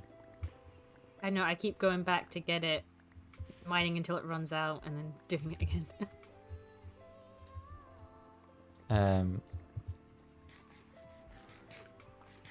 And yeah, it's like I said, I think it's a step in the right direction in terms of like trying to simplify and like improve the performance of a lot of, you know, redstone, because it needs to be, you know, it's not a very accessible part of Minecraft, and I'd love for a lot more people to be. There are some aspects of it that are quite complicated to learn, because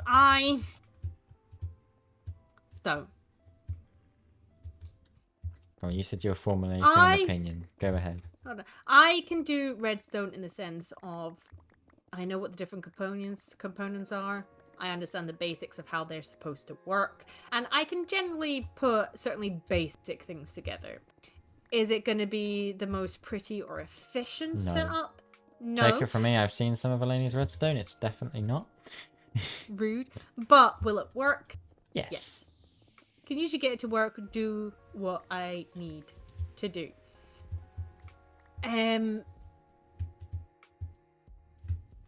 But yeah, some of the components of like the different, like how you can do and or gates, bud powering setups, the other little different bits you can put together to do little different almost like circuitry stuff. Most of that goes over my head. I'm just like, I just need to get to A to Z, and I will literally do A, B. Because some of those different like little circuits you can set up can also be combined in different ways. Whereas for me, my brain goes very much an A, B, C, sort of like staircase to the end result. And yeah, some bits can, because if you're used to working with redstone and you understand, and you really understand like the quasi connectivity and the bud powering and all that, it's probably much easier for you to work with it. But when you don't have that knowledge of that stuff, obviously for someone like me, you can accidentally introduce in quasi connectivity or bud powering things, which will then break what you're trying to do because you've not designed it to compensate for that. Yeah. And it can get really complicated. No, the bit I was formulating an opinion on is because I thought you were going to go down a slightly different path when you were talking about it. When you're talking about how, obviously, a couple of the bits they've done have kind of broken it. But at the same time, I also think this might be a great time. So I am all for parity between Java and Bedrock. Now, going down the path of parity would mean some features are going to be lost. And I think the best way to do that is have features be lost on both sides. So obviously in some cases, Java features would win. In other cases, Bedrock features would win. Trident killers. I want Trident killers, goddammit. You don't want massage parlors? No, I want Trident killers. No, I was saying you don't want massage parlors. And I do want massage parlors. They're just Trident killers without the tridents. And I know what one issue between Java and Bedrock is redstone. Obviously, now the basic components still work the same, but there are a lot of when I played Bedrock for a while, one thing that really frustrated me was almost Bedrock anything I redstone looked up. is so unreliable. Sorry. It's not as bad as you think. But it's not the best. But one thing that also annoyed me was whenever I was trying to do anything with redstone, even when I was specifically searching for Bedrock, everything was pretty much still Java. Yeah. And in some cases, it was so hard to find what I wanted to do. And that's kind of actually how I ended up learning what a lot of the redstone I do actually know, was just struggle my way freaking through it on Bedrock.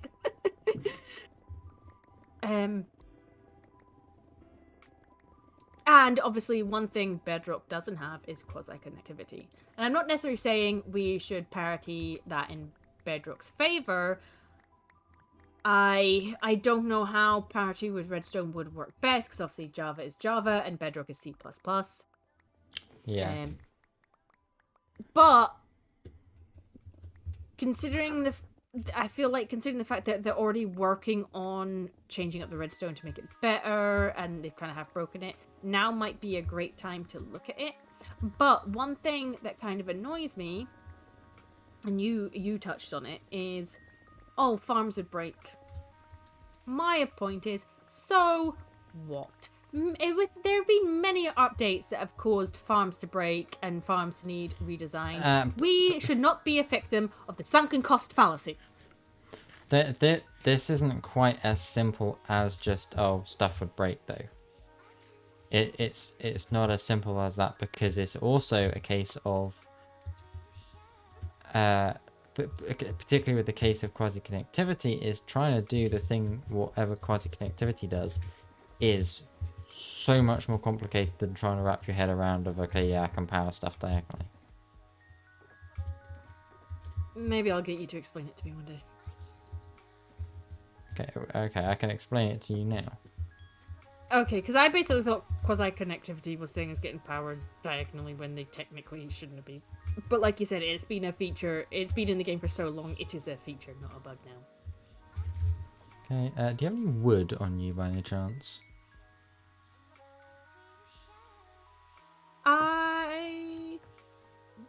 Let me check my ender chest, but I don't think so. I thought that was my shulker for a second. I was like, why are you peeking in my shulker, you thief? He's robbing me. I don't have any wood, I'm sorry. Okay. Do you have a door? No. Let Let me find some wood from somewhere. There's a jungle just over here. But while you do that, I will continue down my point slightly, because I get that it's not quite as maybe simple as it may sound like when we're talking about it, but and I know parity is something Mojang has like slowly been working towards with little things, and like you said, Bedrock Redstone isn't the best, and to be fair, neither is Java Redstone, and so. Okay. I don't know. I kind of do want them to overhaul it a little bit and not get, and also not have people get caught up in the sunken cost fallacy of it's been this way for so long. Why change it when? Yeah, I don't like sunken fallacy. Okay, that is quasi connectivity. Okay, how is this quasi connectivity? Because it powered this door, but the redstone block's right there. So why wouldn't it power the door? Oh, okay. Imagine the piston is like a door. I'm gonna be honest, I'm not understanding. Otter, thank you for the raid. Welcome in, raiders. We'll do a little shout out a Rooney there. Can we beat No, you can't. Eleni? I can't. Eleni is too fast when she is not also streaming. It might be easier if I show this with a note block instead. Okay, so that powers the door, but it also powers the piston. That makes sense why it would power the piston, because it's powering the note block, which is powering the piston. Ah, but it's not. It's powering the block above the piston. Which is the That's note what block. you think about that, but it works when it's like that as well. Okay. So it's powering the note block, but it's so the only reason why hang on, just get this big way.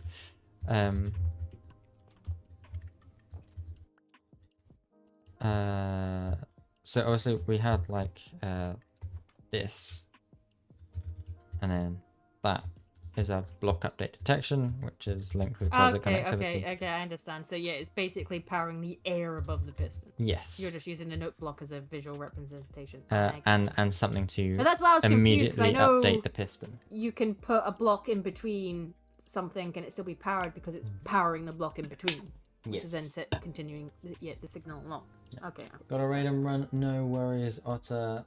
Thank you for the raid, always much appreciated. And Tom as well, hello, welcome in. Hope you're doing well.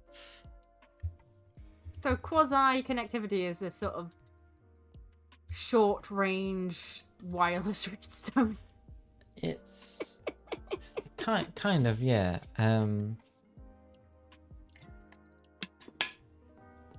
Yeah, I mean, like, I think the door analogy is kind of the best way of thinking about it. Okay, I don't understand the door part because the redstone's touching the door, so why wouldn't it power it? I don't understand how the door is part of the door is the sensible part. Okay, the door is the door is the sensible. Okay. The door is the sensible part. That's how it should. Okay, the door is the thing that's supposed to be powered, not the piston. Yes, the piston is the slightly weird thing because it's the diagonal thing, and it's because you're powering whatever this block is, whether it is air or not. Because it makes sense for the piston to get powered if there's a block where the note block is. Yes. Yeah, it doesn't make sense for it to get powered if there's nothing there. Yeah, and it's so the note block is literally just here to provide an update. So let me let me grab some redstone dust and just a block from here. Do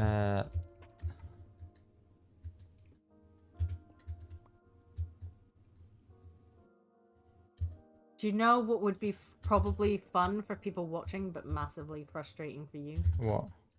We did a series where you try to teach me redstone. It would be amusing, yes. Let's double check. Okay, that does actually work like that.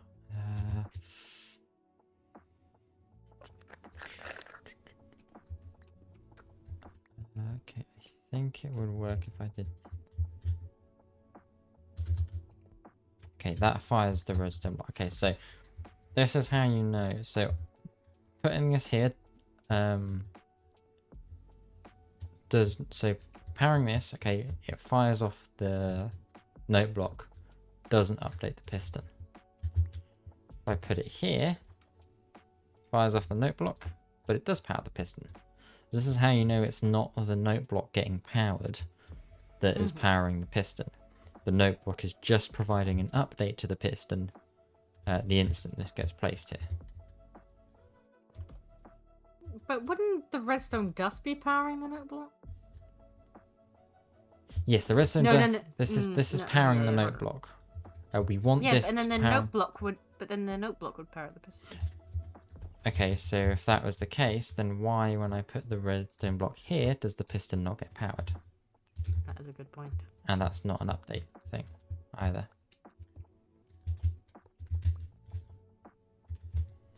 This is essentially the way you can prove quasi connectivity.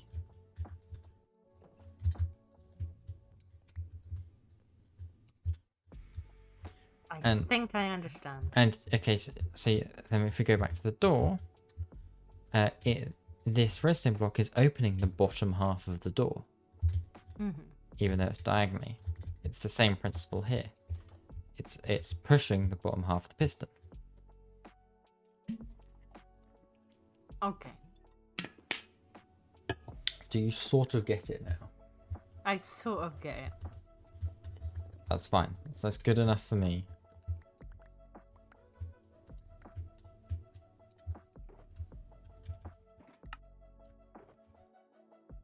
This probably doesn't make sense, but I understand it without understanding it. I kind of get where you're coming from with that.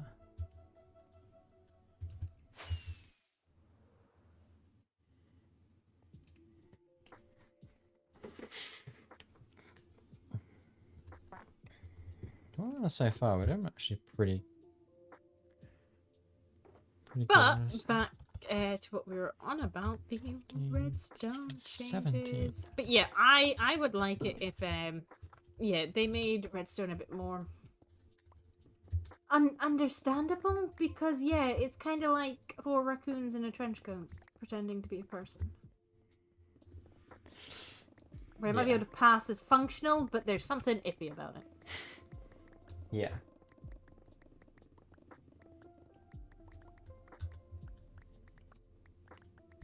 Yeah. The thing with the thing about quasi connectivity is, yes, it's quite complicated to get your head round, but it's even more complicated to get your head around some of the problems that are solved by quasi connectivity. What problems would be solved by... No, actually, that kind of makes sense, because sometimes when you're wrapping circuits around things, you might need certain bits to be powered, but you can't have them on the same level as the redstone blocks, and that would interfere with other circuits. Yeah, that actually makes sense.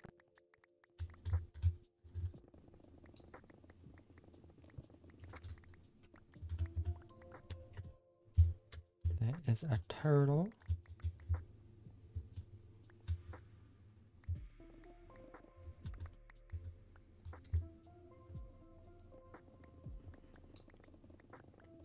Well, yeah, right. Shall we circle back to the features we'd like to add into the game? Are there any more features you would like to add? And I think there's a great link is some more redstone features. There was something I wanted, and I can't remember what it was, and it was a redstone component. And oh, I know what it was. It was something to do with, so you know how hopper minecarts can move things stupidly quickly? oh yeah, it was that they can push items into containers and stuff, wasn't it? Partially. I basically want something... Yeah, if it could push containers, stuff into containers that fast as well. Yeah, hopper as just minecarts can taking them out. only pull. not push. Yeah, or if there was maybe not necessarily done this exact same way, but so in my mystical agriculture series, which I really should play again, there are two types of hoppers. You have the normal hoppers, and then you have a golden hopper, which I think, if I remember correctly, is a hopper, and then you put gold around it the same way you do with iron when you're making a hopper. And instead of moving one item at a time, it will move a stack at a time. I'm not necessarily saying it should be exactly that, or with gold or whatever, but something to a similar effect, like maybe some sort of like upgraded version of a hopper that can move things faster, but obviously it's more expensive to make. Yeah, okay.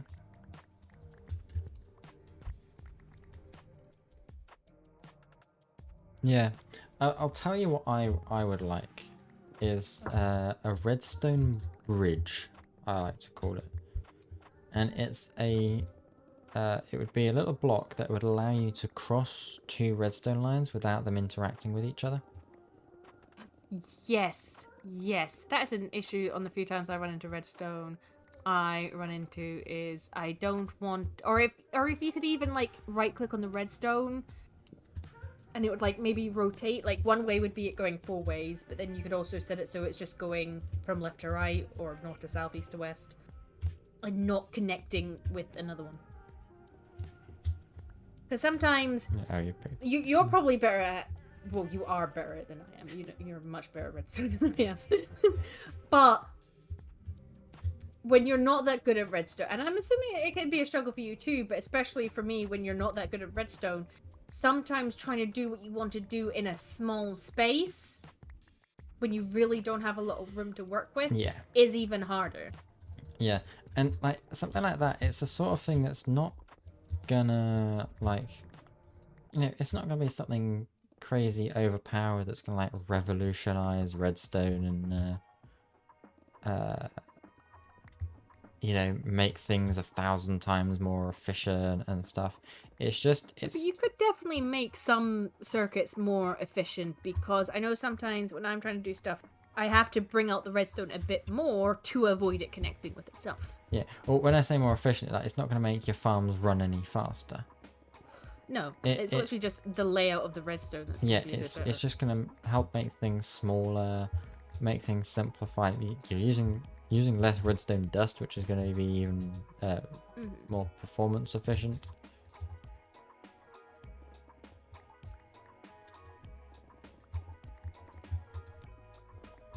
And yeah, I think just a little something like that. Again, you know, what we're talking about making redstone dust more accessible, it's going to help make those sorts of things a little bit simpler.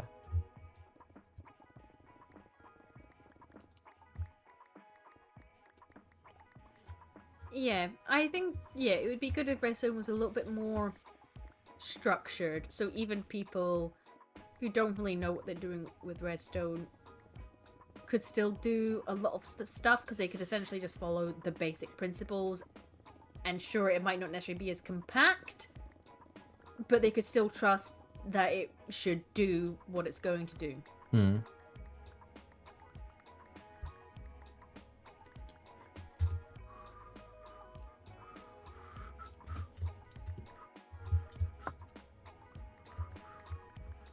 To be fair, I should stop using myself as an example when it comes to redstone, because I'm also just a muppet.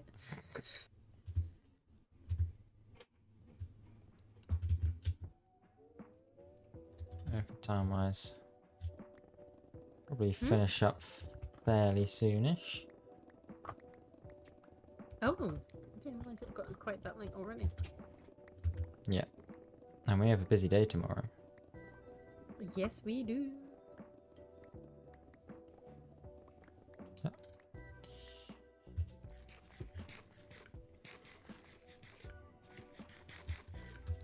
Well, we'll finish taking out this layer. But yeah, I think that probably concludes our discussion today. I think overall it was a pretty good discussion. Yeah, I think it was good. Yeah, what did you guys think? If you're I don't know, watching the VOD back on YouTube or on Twitch, like. Well, I know he's left now, but Miner seemed to approve.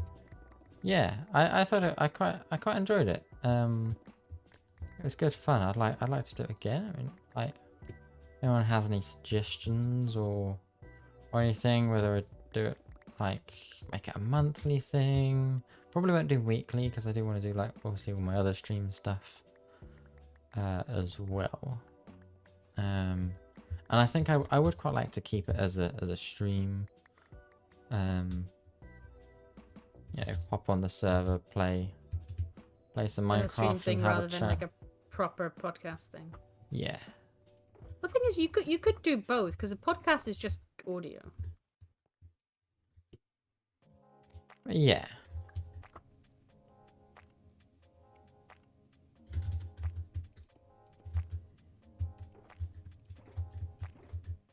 But then, to be fair, it would be more editing because you'd want to edit out the bits where, like, you're talking to chat or taking breaks. Yeah.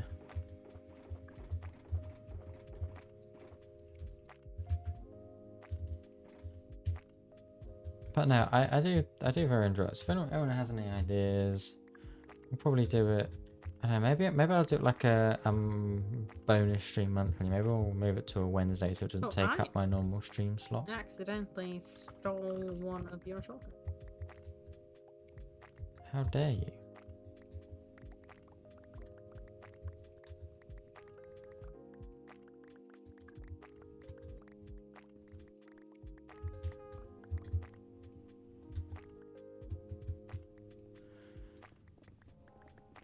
But yeah, this is a pretty good day. I think we got like 18 to 20 shulker boxes of terracotta. Out of those, like, I can't remember how many I need now. Let's do the maths. Nerd. I'm an engineer, I love maths. What can I say? Nerd. It's 48.39 of that. Plus 19.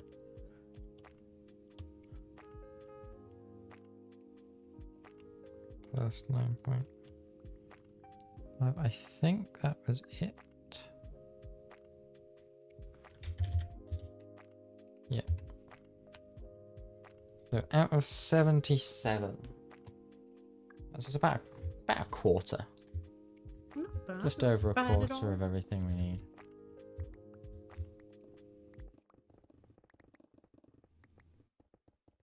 I need to eat some cats. Yeah, for a split second there, I heard I need to eat some cats.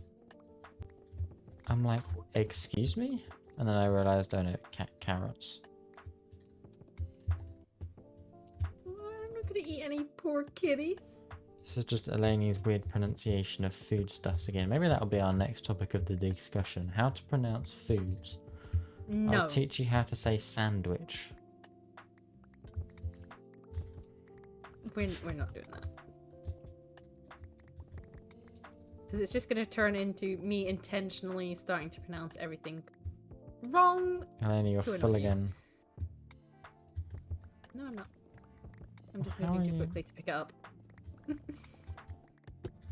you have to go back and pick the damn stuff up. And hey, at the end of the day, I'll say sandwich, and you know what I mean. Thanks, Cobble.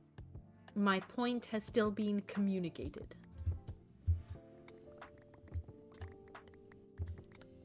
Your point has the point of a blunt pencil. My point is still communicated. You still understand the message I am trying to convey.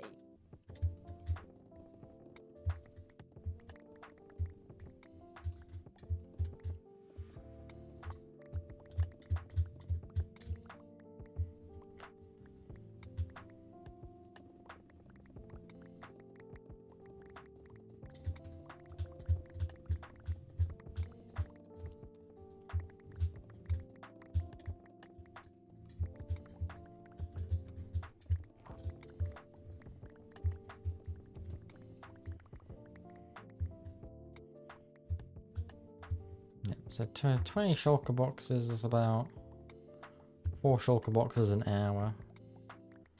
The two of us. No, Not sorry, bad, not bad at five all. shulker boxes an hour. Sorry. So in the next discussion, I think you should come help me with my digging. Yeah, that probably seems fair.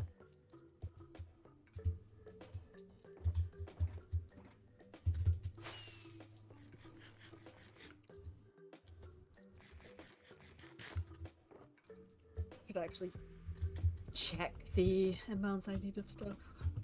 I also need to spend some time AFK get the reform. I do also need a ton of sand as well. So actually, I don't need that much anymore.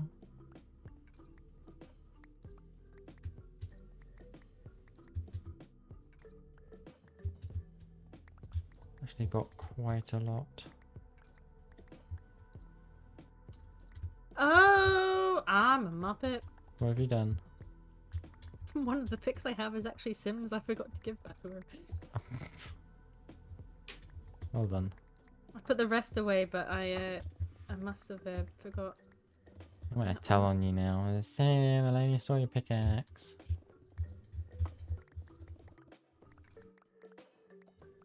Run away and hide. I love as well. This is the same mountain that we tore down to stock the terracotta shop. And we have mined less terracotta than it would take to restock it completely.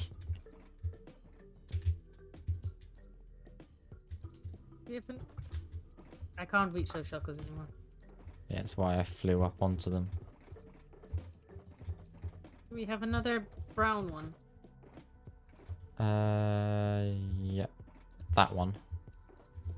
Thank you. Didn't pick up much yellow. 21 yellow terracotta.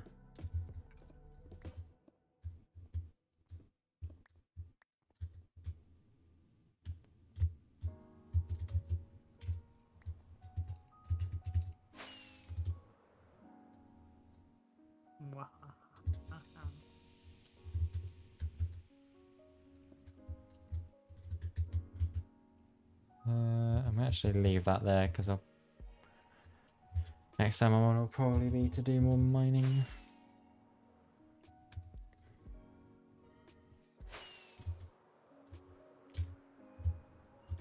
Right. In the meantime,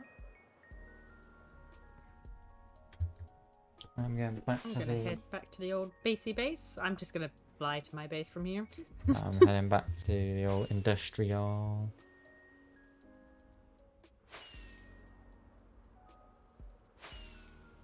Actually, I might briefly take a little detour via the nether hub to repair my pickaxes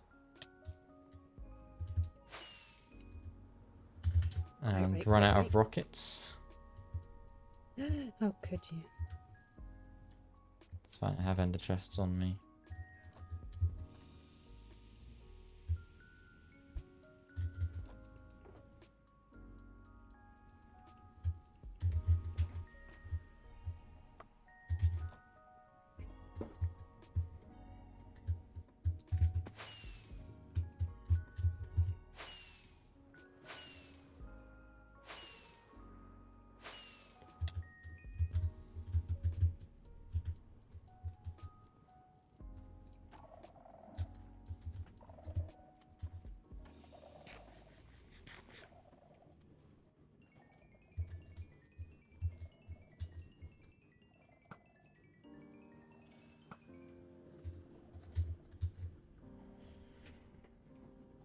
Oh yeah, no, it was a good stream. Nice sort of slightly different style. More chill, less chaotic and bonkers as normal. But yeah, maybe next time I'll have a few more of the interwhelmers drop in, share their thoughts. Yeah, it would be interesting to hear other people's opinions. The only thing that might be a slight issue, that wasn't too bad this time because it's just two of us. But obviously, like with anything, once you start getting like more than like 3 people in the chat is... So, obviously, sometimes people starting to talk over each other. Yeah. And more tangents and side quests. Yeah, I don't mind more tangents and side quests and stuff.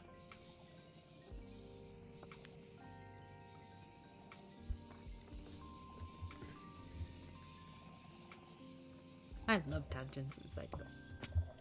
Yeah, you just permanently live on the edge of a circle, don't you? Because that's the way you like I it. like it.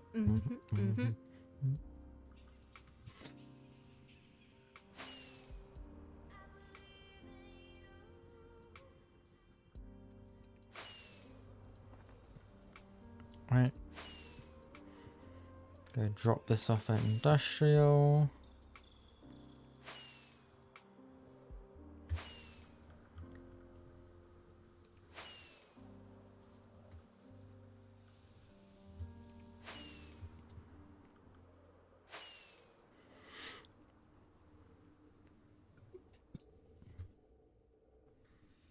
Any idea who you're gonna raid? I do not. I don't even know actually who's live right now. Agra's live. Who is he? Nightly's live. Oh, Nightly. I'm just shoving my terracotta down in the room here.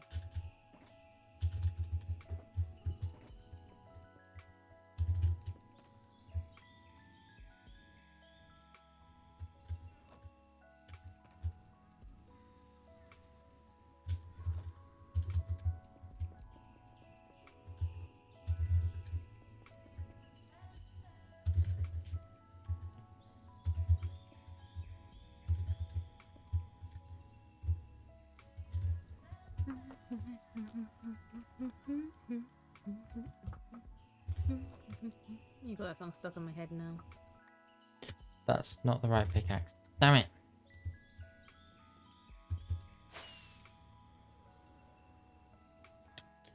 Alright, it's a good amount of terracotta down. Let's go make another Eye of Ender quickly.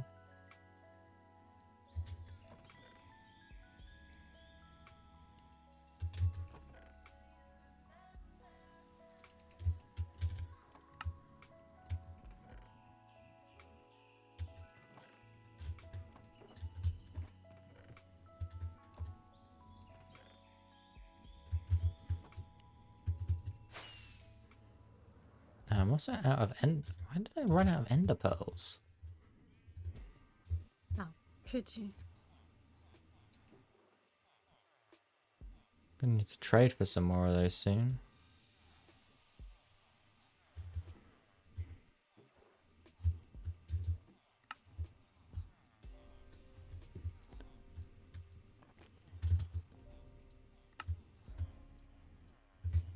There we go.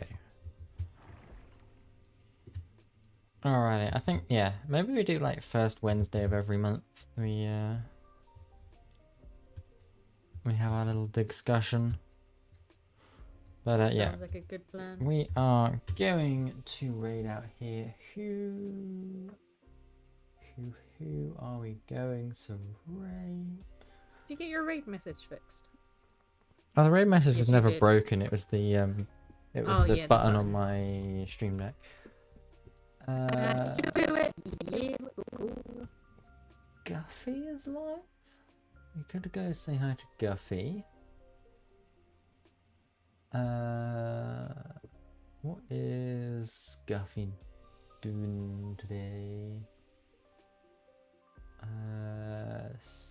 Guffy is speed running. Nightly's playing some create mod. Again. Professor Sherber is on autocraft.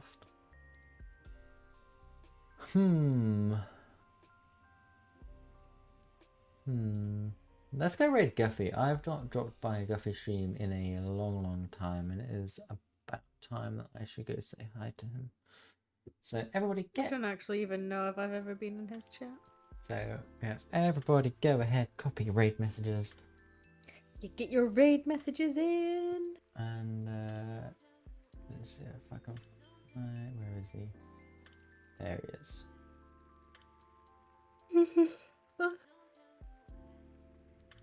Yeah, Guffy is an awesome dude. Another cool member of Tanisha's community. So yeah, go show him some love, get the raid message, and say hi. And yeah, and then tomorrow we have something very special because the Satisfactory 1.0 update came out. And Eleni and I will be starting a brand new save, and we may be able to rope some other people in. We shall see. We shall see. Always down for roping other people in. Yeah, I don't know if Meow is about. I could ping him a message. I think Mika might be down for some. But yeah, hopefully we can get a few people. It'll be good fun, and yeah. That'll be good. Thank you everyone for tuning in today. That'll be it from me, and I'll see you next time. Bye!